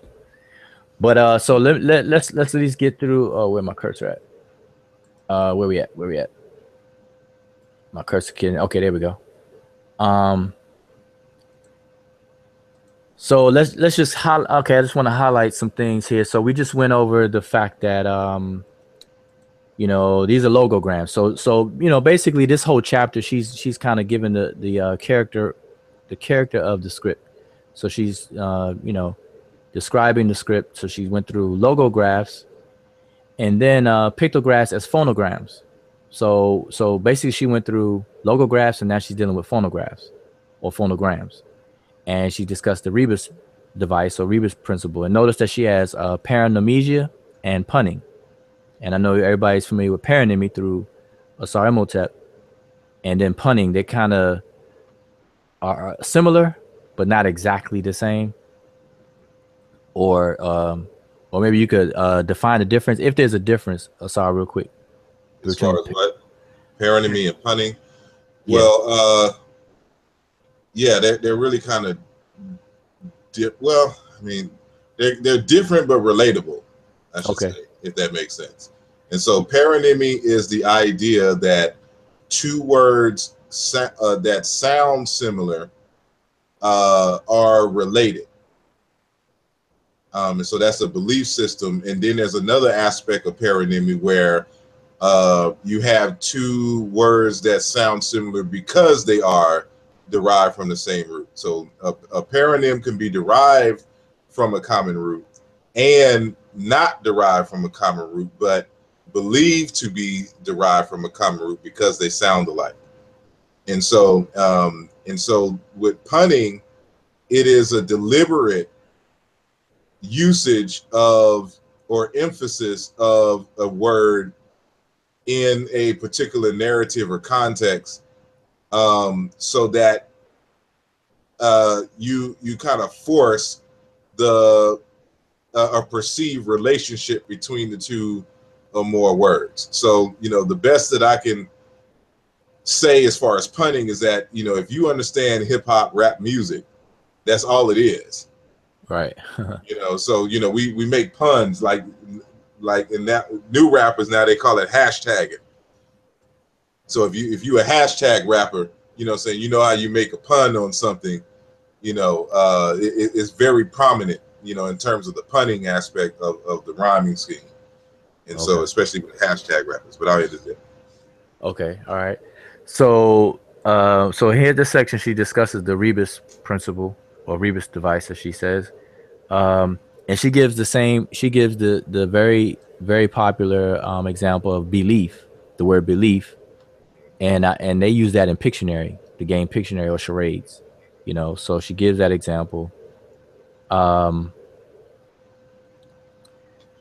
Let's see.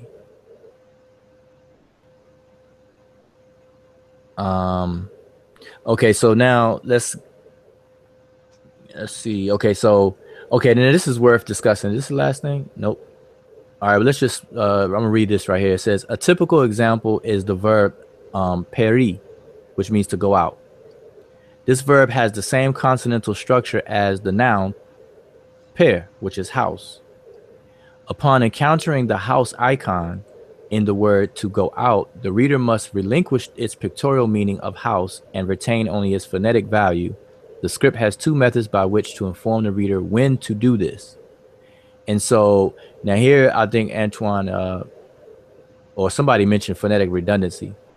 So the script has two methods by which to inform the reader when to do this, when to discard the pictorial aspect of the glyph and only retain the phonetic value. So number one, the word périr is terminated by the unsounded icon of the walking legs, activated as a classifier rather than by the stroke that usually signifies the logogram reading. The walking legs signal that the meaning is to be sought under the category of movement rather than under habitat. Two, creating a phonetic redundancy, which we call phonetic complements, repeating one of the uniliterals which make up part of the sound value of the biliteral or triliteral icon. In the case of périr, a uniliteral of the open mouth is added, which should not be pronounced. Its sole function is to direct the reader towards the phonetic reading. This procedure is exemplified in the following words. So she gives some more examples. You have keper, to become, and is built around the triliteral keper, and the uniliterals, the P and the R, but should only be read as keper and not keper per. Keper per. I don't know. That's what I'm saying. Like in Chiluba, saying that would be like Chipepula. Yeah, so that's what I'm saying. We would have to we would have to trace out the regularity of that, because like I know the very, very snap finger brief time that I looked into this, I think when you first said it a while back. But see, I looked at Coptic just to see, and you can't really judge by Coptic, but Coptic doesn't show this repetitiveness. So and I think that's what these Egyptologists are doing, like how you said earlier. It's all based on Coptic, but again, right. like the cognate for Keper. Let me see if I have one of my books available. So you're saying you need those consonants in order to make a complete word. Right. With other languages, cognitive with other languages. Yeah, well, that's that you need to make it. But I'm just saying that. How should I say?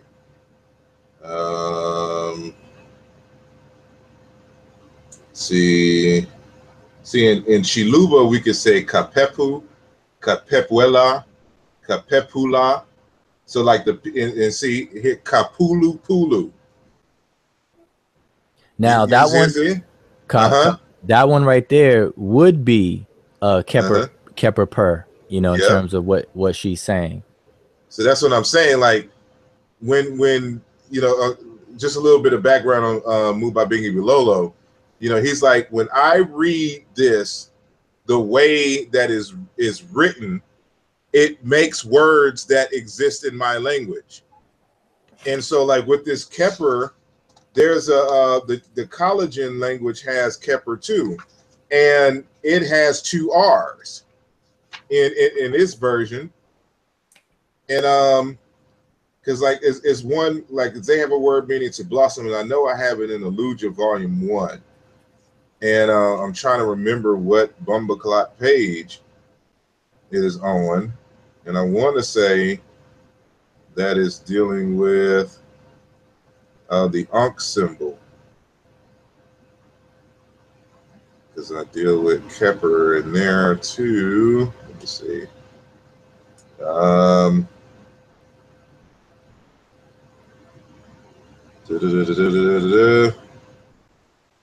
Why can't I find this freaking? I hope I don't have my. While you looking for that though, it's just very just I guess for people who are listening, because like to us this is kind of discussion that's been going on for quite a minute.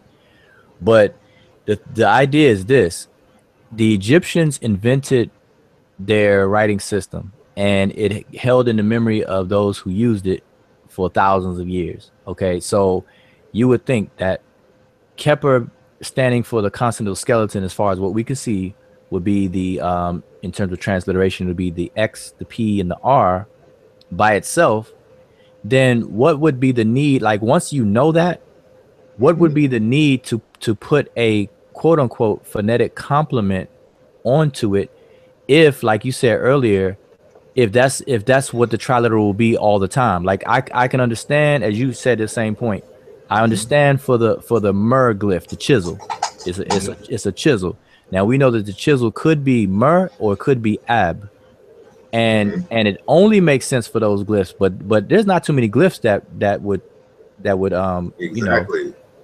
be in that category. So what about all the others that only have that skeleton, that phonetic consonantal skeleton, period?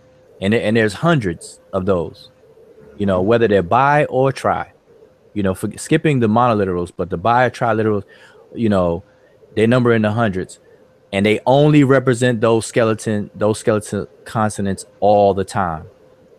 There's very, matter of fact, we could probably memorize the ones that don't, because there's a list of them, but not that many. So I'm just bringing people up to speed on the question, like, why is this even questioned? Because now it needs to be looked at. So the African school is presenting information and data that will counter the whole concept of phonetic complements. We have to re-examine it now, because the one you just said, what is it, Kepukulu? I mean, Kepulu. You say Kapulu Pulu, or you can say Chipulu Pulu. Right. So Kapulu Pulu would match. If y'all can see my screen still, I got the cursor right here. This asterisk form, Keper Per, that would be equivalent to Kapulu Pulu in Chiluba, and that is the actual active word in Chiluba. And matter of fact, for example, when in Bowley's work, when for like how, let's say for example, shoe for day or days, right? Mm-hmm. How is written 3 times, shoo, but we only transcribe it once. But he was saying that no, you need to transcribe it 3 times, because that's how we do it in African languages. We repeat it that many times for emphasis, in terms of the plural. So like we repeat it that many times, for stress. So if I wanted to say, for example, like say I saw Michael Jackson on 52nd Street in West Philly yesterday, and then you replied, for real, and I'm like, for real. Mm-hmm. Like I'm saying it twice to give you that, it's really real. Like, I'll be like, for real. How many times I say it? Forever. That's just part of our language. We repeat it, several times. And so it's more so for the emphasis. Mm-hmm. So, but that this raises another question, and only from adding the whole African context can these questions be even raised and or answered. And so, I'm gonna keep driving that point home, that the African school's contribution to this entire ordeal is very, very important. And it's real sad for people who don't read the material, may not even have a, like you talked about earlier. What'd you say? You said the people who are, follow Kemet in terms of the study and all that kind of stuff, people who are outside of that, they tend to kind of downplay the importance of the African school of chematology, linguistics, and everything else.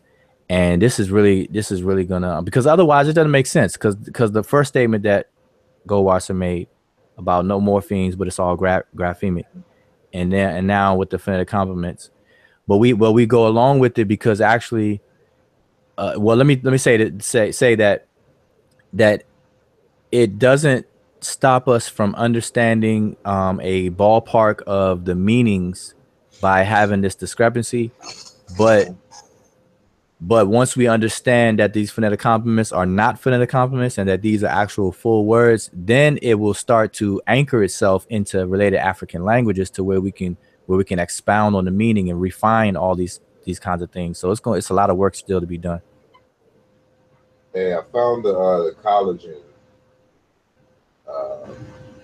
word, and so they have, for example, kip rur, and so they spell it KHIPRUR,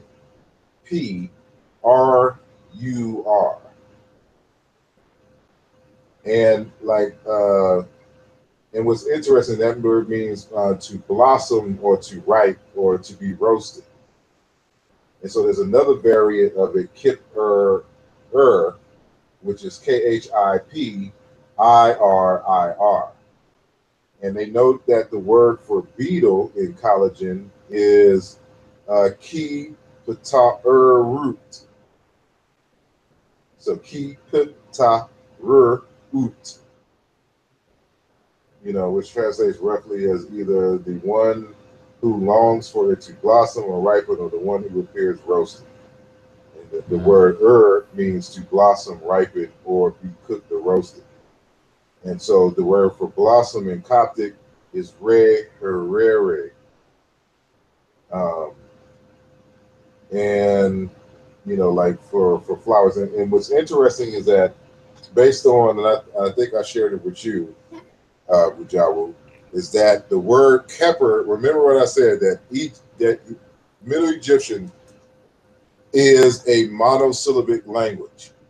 And so it's built from monosyllabic roots. So the root for Keper is R. Then there's another P in front of it, which could be of, or it could be another word for motion, making it a serial vowel. So when you see like the word for per, or even P capital A, which is a dialectical variant, you'll see it for words meaning flight, seed, grow, plant, copulate, offspring, to beget, stuff like that. And that's all within the same semantic context of what you see here, meaning the flower, to blossom. Is that R root is a word meaning to exit from a diegetic center. Any object, idea, word, whatever, and that's the root that's used for grow. And so that's why you see that word in the words for time, because it's measuring motion. It's a word for motion. In creation, and so moving forward in terms of generations, things of that nature. But anyway, that's another topic for another time. But it's even in collagen, you see that it's two R's. And it may be a situation where, in one dialect, so that's another thing we got to understand as well, is that the Egyptologists keep saying that they don't have any evidence of dialects in Egyptian prior to the Coptic language. And just an analysis of the dictionaries inform me well that there's many dialects and or languages in that was in ancient Egypt. And so we got to understand that some of these texts that we're reading may actually be written in another language. It's just another closely related African language and or dialect, and this is something that is starting to become a little bit popular, this concept called code switching. So, we're familiar with code switching in the sense that, especially us African Americans, we have a certain way when we talk with each other in the streets. But when we get into that corporate environment, we have a totally different speech pattern. So we that's code switching in linguistics. And so what you'll see here, because this comes up especially when you're talking about loan words, because there's a lot of words in here that they'll claim are loan words, but there's no high frequency of the use. There's no signal that has really been adopted by the people. So what they're suggesting is that is really foreigners who are writing in the script who are now been assimilated to the Egyptian language and culture, but who are code switching, using words from their native in place of, you know, another word which a native Egyptian would more commonly use.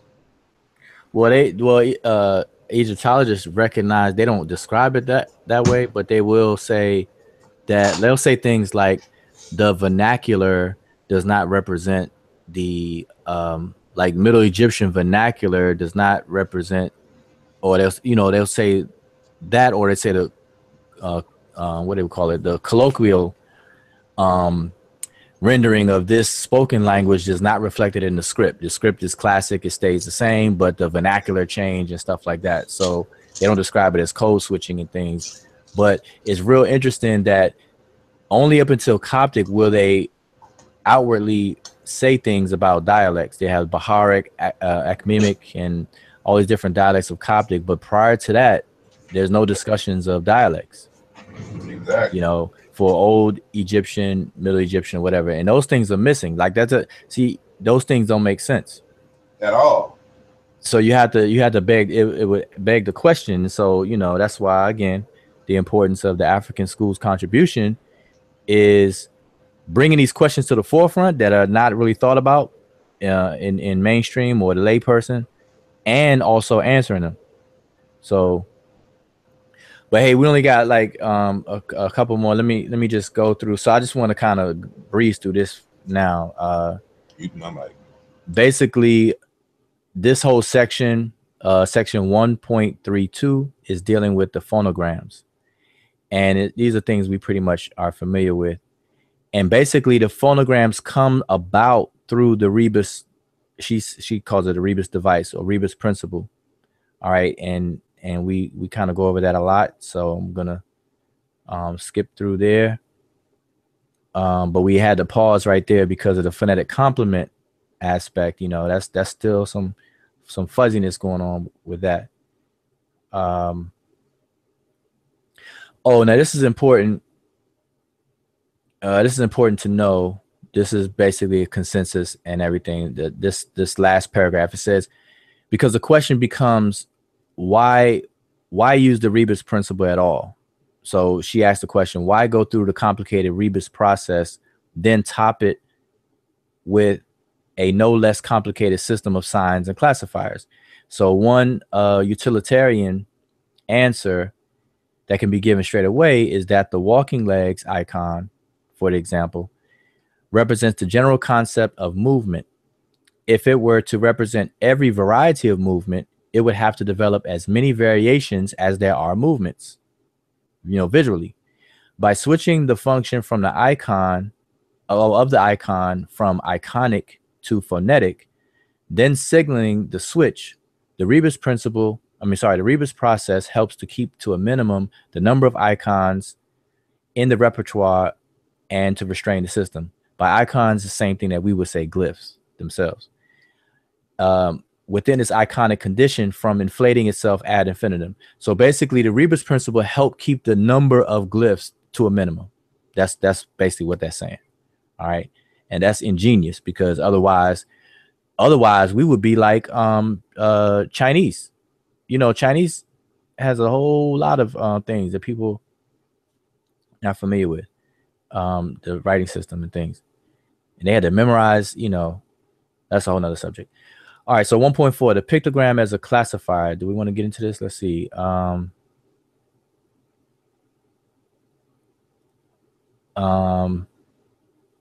yeah, because this is basically, this is going to lead into basically the rest of the book. The rest of the book is talking about classifiers. So,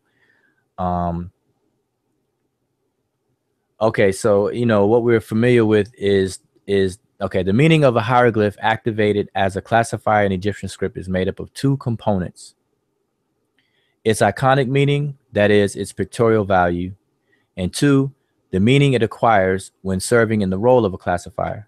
The second meaning can be identical to the iconic meaning or may differ emphatically from it. I shall offer here two examples I shall offer two examples here. I'm reading dyslexia. A detailed analysis of this phenomenon forms part of the discussions in chapter 3 and 4. The iconic meaning of the pictogram of the circle with the dot in it is sun, sun disk, or Ra, Ray, the sun god. It can be activated in the script as a logogram that carries the iconic cum phonetic meaning sun, sun god. For example, in the combination of Sa Ra, son of the sun god, an epithet of the king, Egyptian king. However, if we check the range of words in the Egyptian lexicon that may receive the pictogram of the circle with the dot in it as a classifier, a wide and complex domain emerges. The perception or the perceptual domain shares a salient characteristic, sun. It includes direct predicates of sun, such as rise, shine, illuminate, bright, etc., and also a complex cluster that refers to time and includes words such as time, day, morning, season, moment, hour, lifetime, eternity, daily, yesterday, etc. And also the absence of the sun is also a situation in which the sun is a salient characteristic. The most salient characteristics of shade and darkness in the absence of sun. The word shade, shadow, and darkness may thus often take the classifier of the circle with the dot in it. And then she gives another example of the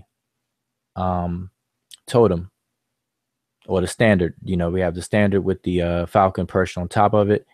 When activated as a classifier, it moves away from its iconic meaning, which should be a falcon-eyed god, or Horus, the falcon god, into a general meaning of divine or God, a divine, divinity.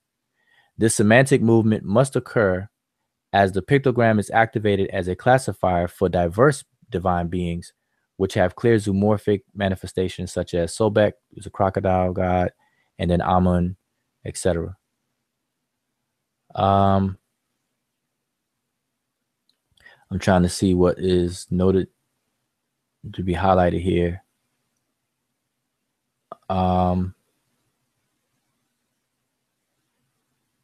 Okay, one thing she points out here in this paragraph is the fact that you have what's called substantives or substantives and verbs, or nouns and verbs.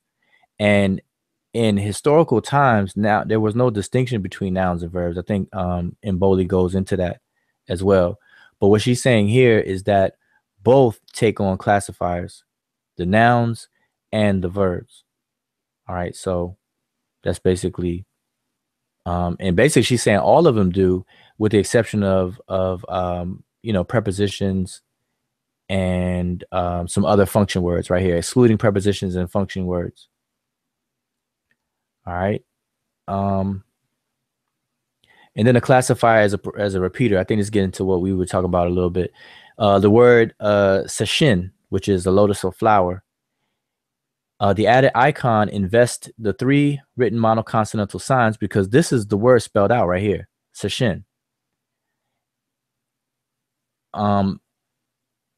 It invests with additional visual information about the possible shape of such a flower. From Djibouti, we learn what the Egyptian sandals look like.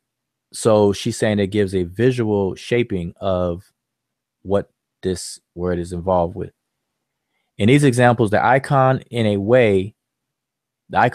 in a way pictorial tautology, which basically is saying another way of saying something. So like, you know, tautology is when you repeat something in a different way. And so that's what she's saying of its preceding words. So Djibouti and then the sandal is two ways of saying the same thing, but pictorially, that's what she's saying. All right. And a genuine classification process, class inclusion or schematic relations does not take place. When an icon functions as a pictorial synonym, I define it after Allen as a repeater.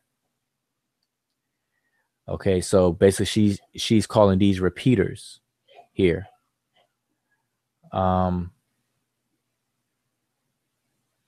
And like I said, I don't want to just sit here and read the whole thing, but does anybody have anything they want to highlight in terms of anything that you've seen on the screen?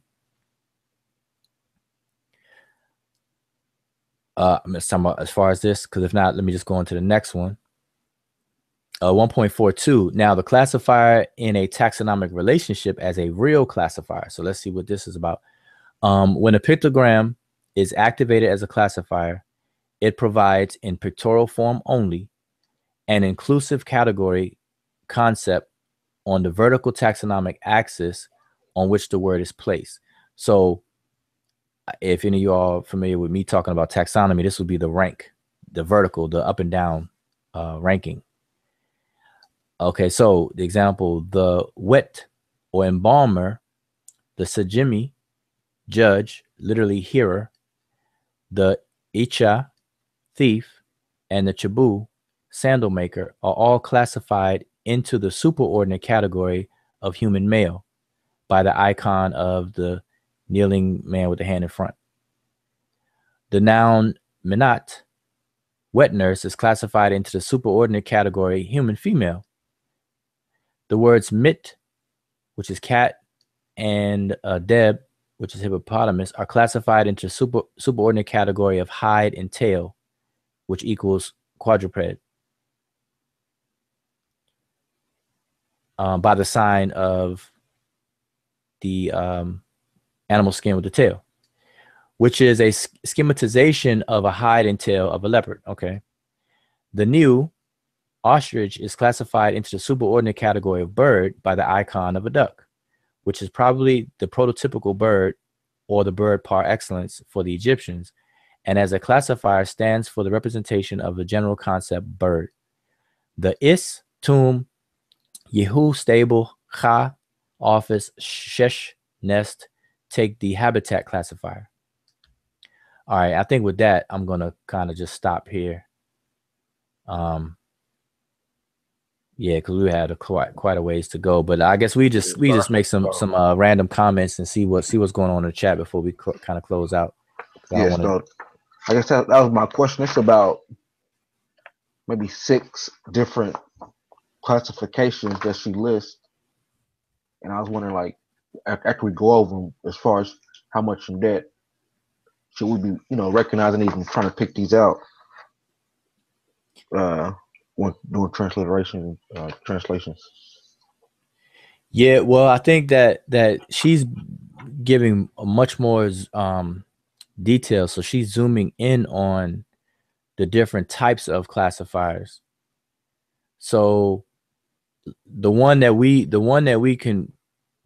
probably the easiest is the one I just read, the real classifiers, because, well, this will be more of a, taxonomy right here, because, like if you had a dictionary that was arranged based on the determinative of the words as opposed to the beginning of the word or whatever the glyph is transliterated as, then you can see side by side all the words that take a certain determinative.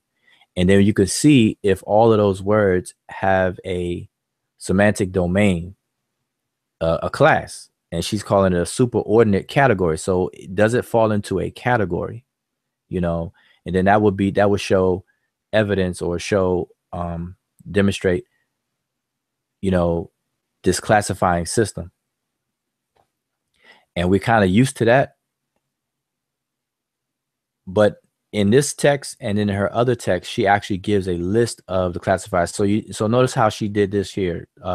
You have the hide and tail, which is what this last glyph is for the cat, meat. But then she equates that to quadruped, so giving a more, I guess, broader, a superordinate term to kind of envelop or umbrella everything that's in it. And then you have the metonymic relationship between the two. And then you have double classification. And then the last one, metaphorical classifiers. Yeah, we're going to have to come back to this and reverse classification. Yeah, then we didn't even get into the prototype parade. Yeah. So time, we ate up a lot of time. So I guess we can kind of come back into this. Yeah, leave it on that page. I was just reading along. Oh, which one? The one Right here. at the beginning. It was at the beginning where they had the man determinative and the woman determinative. Oh, Yeah, you mean? Yeah, right there. What page is that? 15. The end of 15. Oh, the end of 15. Okay, right here. Yeah, I was just reading because we were talking earlier how the determinative may have been pronounced. I was just reading when we're going along, like she has it as man or human and male. So I was just saying man. So the first one we got wet is for embalmer. So I was looking at it like embalmer man or the hearing man for judge. You know what I'm So saying? are you trying to say that all thieves were men? No, no. Each so that means only men could be thieves. I know, huh? Because what if it was for it would be the same word for the female, or would they have the female determinative?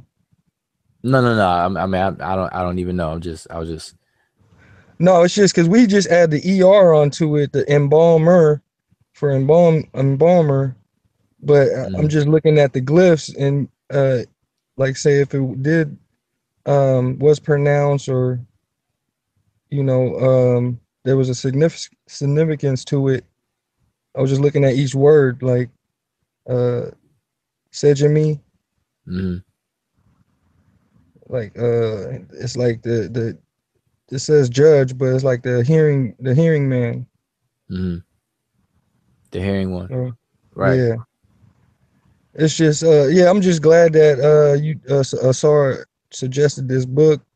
I really like it. Hopefully whoever didn't read chapter 1 has time to look it over, and maybe we can continue next week. Yeah, I just want to say this too, that this book is it's going to require some prior knowledge though. It's not something that a beginner, like I recommend everybody get it. If you can get your hands on it, get it. Get this book, get all of her works actually. But just bear in mind that there you have to have some stuff under your belt first. Like I said, pay attention to the key words and read the footnotes for sure, because in the footnotes, I know in her footnotes she defines some of the words and points you in a direction where you can learn more about things. But this is going to be a long read for anyone really, because it's not something that is like she said in the very beginning. This is something that's not talked about a lot in Egyptology in terms of the so-called determinatives. Everybody just kind of rides along with that determinatives. Okay, they come at the end of the word and that's it. They're unpronounced. That's it. They're not transliterated. That's it. So she's actually zooming in and focusing on this entire text on it. And so, you have to be familiar with the terminologies that are being used. But that's why it's good to have a group setting. So it's not like you really have to do this on your own. That's I stressed in the group to ask questions. And so this isn't something where it's a normal, like me and Wujawu teach. We're all going through this at the same time. And so we, each of us will have certain strengths in a certain area. So, just keep the conversation going. So it's not, you'll get it better if you're conversing about the topics itself. Yeah, absolutely. Yeah, so, I was saying for those people who want to read it outside of a group setting, you got your work cut out for you because it's gonna take some knowledge and things like that. I think I read this book in 2014, maybe somewhere around there. And it forces you to look at things a little differently and it push you to further research and then you got to come back to it and stuff like that. So the group setting is definitely the move, because where you know, you may not be familiar with, then you can just put it on the floor, then somebody else will have the information to support that, and then you keep it moving. So I think the group setting is definitely the way to go. But for those who are trying to do it on their own, you know, hey, knock yourself out. But yeah, so I you know, we've been, hold on, how long we've been going on here? 2 hours now? I believe so. Yeah. Oh, 3 hours. 2.5. 2.5. Yeah, I definitely want to close out. But let me see. I just want to see if anybody in the chat had any questions. I wasn't monitoring, but I've seen a lot of comments. Let's see. Let me scroll up and see what's going on. So again, this book is called Lovers, Prophets, and Giraffes by Orly Goldwasser. Just Google her, and you know, she has papers too now. She has books, but she has a lot of papers that she's written that's floating around on the internet as well. So in between writing a text, I think she publishes quite a few papers. Yeah, she's one of the ones. I'm sorry. I just had a question real quick. I've been trying to study the Kiswahili recently. Just dove into it, and it was a sentence. What in the sentence? What is your name? They have Gina Laku Ni Nani. Now, would Nani be considered a discriminative or a classifier? Because they say Nani is a question, would imply that it's asking a question, and it's also pronounced. So no, it's like a class. Okay, let's say like this.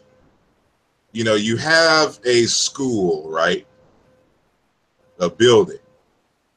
But in each room is a different class or a subject that is being taught in the quote unquote class. And so in one class, you have the subject mathematics. In another class in the school, you have chemistry. Another class, you have baking, whatever. And so if I have a group of articles or books or artifacts or whatever, you know, if I have a pan in my hand, you know, I wouldn't necessarily put it in the mathematics class. It more than likely belongs in the cooking class, the baking class. So if you see me with some Bunsen burners in my hand, the Bunsen burners are more than likely going to the chemistry class. Whereas if I have a calculator, the calculator more than likely belongs in the mathematics class.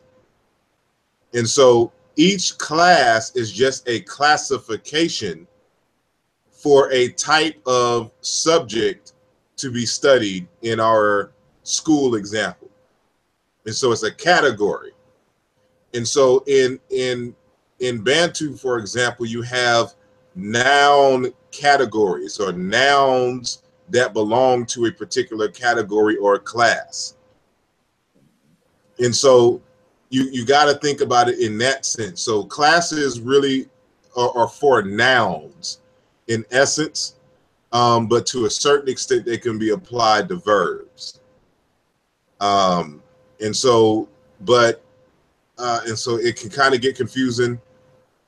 But so if you're just asking a name doesn't necessarily belong in a class per se, unless there's some psychological reason in the culture that a name belongs in a class. So for example, the word for name is also the word for soul or spirit, you know, but and so if it did have a noun class, it may go into the human noun class. So it may be prefixed with mu, you know, boo, oo, you know, stuff like that.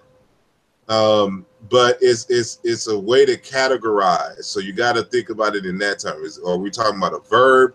Or or we're talking about a noun. So in a verb in Bantu, there are no classifiers associated with it, unless you're turning the verb into a noun. And that's important because whatever classifying system and whatever the basis for it will help determine, as even Goldwasser said, the knowledge organizing manner in which the people, organize their world, their entire world. And so I know in languages, period, you have different classifying systems that are based on different things. Like you have male and female would be a class system, masculine and feminine. You have animate and inanimate. You have rational and non-rational. So these become active classifications in certain languages, and some languages don't care. Like English, we don't have that. We don't have masculine and feminine, or animate, inanimate, and rational and non-rational. But in some languages, to a certain extent, we do have masculine and feminine, except our masculine is neuter, and our feminine we may have borrowed from some other language. So, like when we put an A at the end, like we expect a woman's name to have A at the end or something like that. That would be a noun classifier in the language, or someone to represent diminutive. Something like that. So to a certain extent, but if we have it, it's not productive. Yeah, that's what I say. It's not productive. So we may have remnants of that, but some languages have are very productive in these certain areas and stuff like that. So French is French is what? French definitely deals. French only has 2 classes, which is masculine and feminine. So like even when you say American, like I forgot how you say it, but it's a masculine and feminine way to say American. Like there's only one way to say American amongst Americans, but there's 2 ways to say American amongst the French. Right. Like American and then American. It's like it's weird how it is, but it's a masculine and feminine. I'm looking at an example of Zande. The noun classes, there are only 4. There's four noun classes. They have human male, human female, animate, and then all other. So the examples given is Kumba for man, Dia for wife, and Nya for beast, which is animate, and then other will be bamboo, which will be house. There's just 4 examples. So those are the different classes. Now, some classes are from 2 classes per language, and then I forget what language, but I think one language has 20 different classes. Well, that's like Bantu. Bantu will have 20, 24 classes, but it's really the singular and plural of certain classes. Like a whole class will have a plural class of a singular class. Okay. So that's why the numbers are so large. And so allegedly Wolof has, about that many classes. According to this one text that I have, and maybe Brother Aziz can verify or deny, that claim. But yeah, it's now I wanted to interject and throw this out there for future research. So we have the not the onomatopoeia. What do you call it? The omasticons. Where it has an indigenous classification of ancient Egyptian, the way they classified, I think even the script. Are you talking about the ostracons? And so if we can measure, for example, what the surviving ostracons or omaticons, whatever they're called, with what we are reading with Goldwasser, and even against, like, let's say the classification schemas as discovered by Mbowe, and what we could discover from that. if there's any correlation at all. Mm-hmm. And, you know, it's like, what are the symbols that would go in that one class? And let's look at words with that as a determinative. And then see if we can find cognates in other languages, like a Bantu language, and then see if those classes are, you know, associated with a grammatical morpheme. Like that would be a good research. Yeah, I think we need to write that out so that could be done in the future, because I know some of these things I'm gonna take up afterwards, because right now I'm focused on the grammar, and even in focusing on the grammar, you know, part of doing this, you have to see what the professionals are saying out there, and the different schools. Even you mentioned schools of Egyptology, you got schools of grammar, you know, that describe things differently. You know, looking at the same data, but are trying to describe it differently and create theories that will explain what we see, and that it holds up, that it, you know, it's not wavering and stuff. So I find that very interesting. So I gotta keep on pushing, but I'm looking at the chat and just trying to see if there's any more questions. While you're doing that, I just wanted to answer Senjihuri real quick. I think he was asking about the. I'm not sure if he was looking for the noun class in the Swahili sentence. I was just interested in how Asar mentioned Bololo and how he said the determinatives were pronounced, and I was just saying that in Kiswahili how the question mark was pronounced.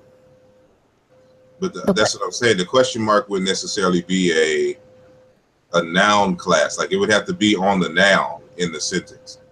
And so you pronounce in Kiswahili, all the classifiers or determinatives are pronounced. They're grammatical morphemes.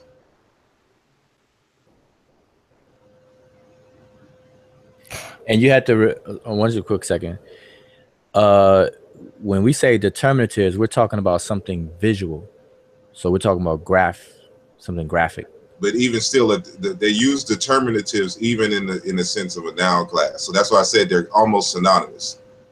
Yeah, no, that's what I was going to point out. So for people who are listening, that, you know, we think of determinatives, okay, these are the pictorial, these are glyphs at the end or whatever, because even in Chinese, they say, you know, have determinatives.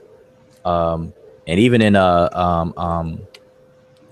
the cuneiform script, I don't know for what language though, but they say determinatives. I guess that would be Sumerian or whatever, where they have these determinatives. And so when we say determinatives, we think of something just purely just visual, and not necessarily these classifiers that would be marked, which is the question at the beginning of her book, marked in the spoken language. You know, these morphemes that will be classifiers. But MK, you were going to say something, or did you answer it? Oh, no, I just wanted to understand the question better before I answer it, but yeah, I get it. Okay, so what was the answer? No, I think I just misunderstood the question. Yeah, I think because he's saying that the question mark, there's a sound made for the end mark if it's a question mark or exclamation mark, or I didn't realize that either. Okay. Now that's interesting because, you know, in the hieroglyphic script, there's no punctuation, no period, no comma. And we know that subordinate clauses that depend on another clause in English, they're signified by a comma in terms of the script. But even in speech, it's a slight pause, or there's certain emphasis on one clause over the other and stuff like that. And you won't get that just reading the hieroglyphs, obviously, for Middle Egyptian. But there is some empirical signals in the script that we can identify, and so that's something that I was looking into. That's something else that I was looking into, and I'm trying to do that research for this grammar. But you know, if not by then, it'll be something that I'll be looking into. Because, you know, like in English, when we ask a question, there's an intonation type of thing, like, you know, where we kind of raise the tone of the last word on a question, like, or if we were making a sentence, it'll kind of curve down. It will have that drop. You know, like, for real? You know, how, you know, your voice gets higher pitch. For real? Like, you for real? Real for real, son. And then you want to say like a statement, for real. Like the joke, they say, no, well, that's the punctuation joke. No, don't, stop. That means don't do anything. But then if you say without any punctuation, no pauses, I mean, you say, no, don't stop. That means to go. You know what I mean? But you're saying the same exact words. Now, if I were to write that down with no punctuation, you would have no idea which direction I was going with it. You know.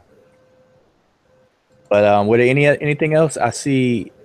I don't see too much in the chat, so I'll just give my last words. I want to thank everybody for tuning in. I know this is a totally different flavor from what we normally do on Freestyle Fridays and anything that we've done on the Seshu Hangouts, period. And so hopefully we can do this again. And matter of fact, please join the Facebook group if you're not already a member of the Facebook group, because we'll probably discuss more of the book on Facebook, because then more people can participate, obviously, and you can get a copy of what we're all discussing. All right, and the group is the links are inside of our description under this video, so click on it now, join the group, and make sure you subscribe and pass the word around. All right, because now notice this kind of conversation, we are not talking about whether you can put sounds to symbols. We're not talking about if the hieroglyphs have been deciphered or not. We're not talking about what the Greeks did or did not do and stuff like that.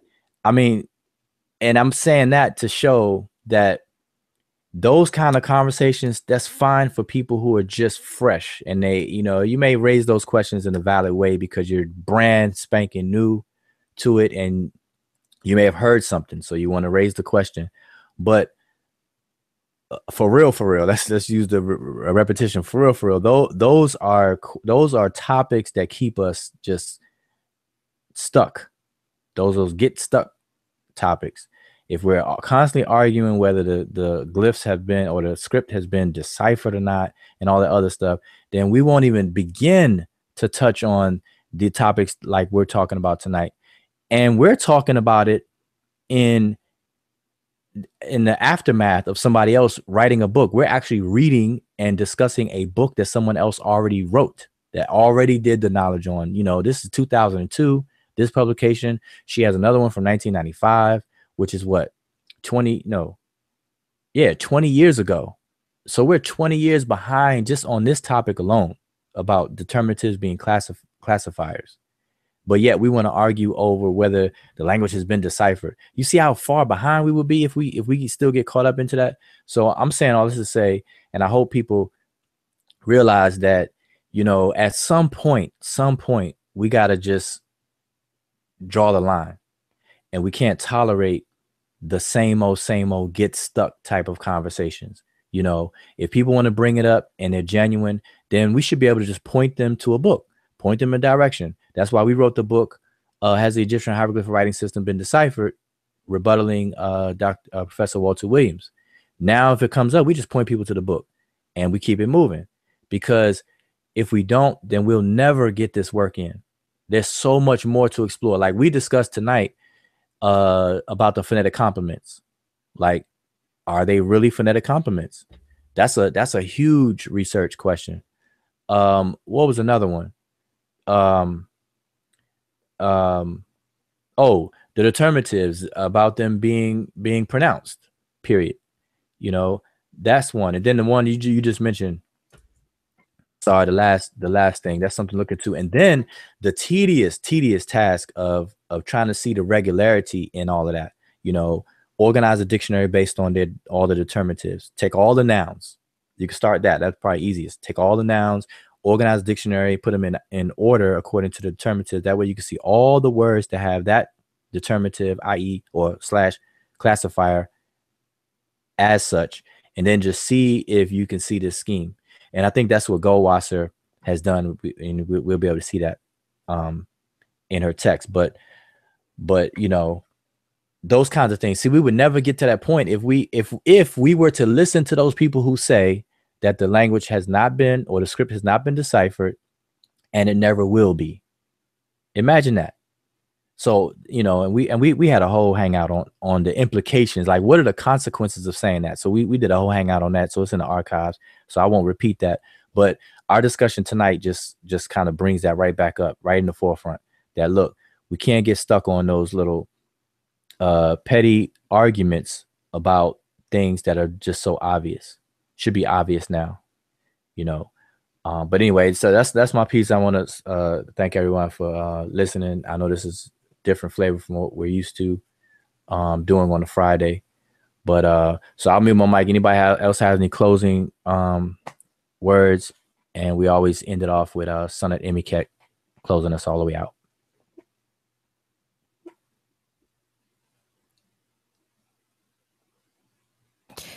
Okay, if anybody else doesn't have any closing words, I'll just like to quickly just add also to what you just said. I think one of the other things that we have seen, you know, through the discussion tonight is, you know, the other question that always gets thrown at most people, you know, studying, you know, ancient history is the fact that, you know, the question that, you know, why you're focused on Kemet? What about the rest of Africa?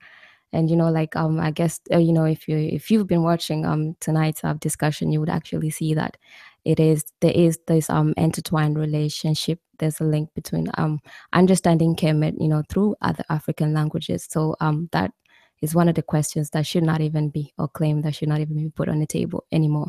So definitely understanding or learning even different African languages is definitely key to understanding, you know, the culture and the history of Kemet. So just wanted to put that on the table as well. But I would just like to close out by saying dua, and for the panel members and those in the chat who participated tonight. And we're closing out. Just remember to join the group, the Facebook group page, which is Seshu Mani Medunetra, and as it's been stated, all the links on the video description, just below the video in the description section, you will see the link. So make sure that you join the group page so that, you know, you can continue with the rest of the book study stuff that we got going on. And make sure that, you know, you get the different books. If you haven't, you know, started learning the language, or you are in the process, make sure that you get the book, A Beginner's Introduction to Medunetra by Ujaumin Irimaat. And you can get that on the webpage, medunetra.com, which is mdw-ntr.com. And you can also get the other book that has been mentioned, Has the Egyptian Hieroglyphic Writing System Been Deciphered? A Rebuttal to Walter Williams. And that one as well you can get on the web page that you see on the screen, and also you can get that on Amazon. And also I'd just like to plug in a few other pages that would be very, you know, beneficial for anybody that's listening to actually go and you know, look through. And that would be, I think the first one I'd like to give is Asa Imhotep's webpage. Asa has also has been on the panel with us tonight, and the webpage is asarimhotep.com. So that is asarimhotep.com. So check out the page and make sure that you also subscribe on his YouTube page, which goes by the same name as well. And the other page that you should check out is the jehudistore.com, and that's for our son Jehudi, who is actually doing a lot of craft work. And the page is THEDJEHUTISTORE.com. That's the jehudistore.com. And then the last page that you should check out is hekomultimedia.com, which is HEKAMULTIMEDIA.com.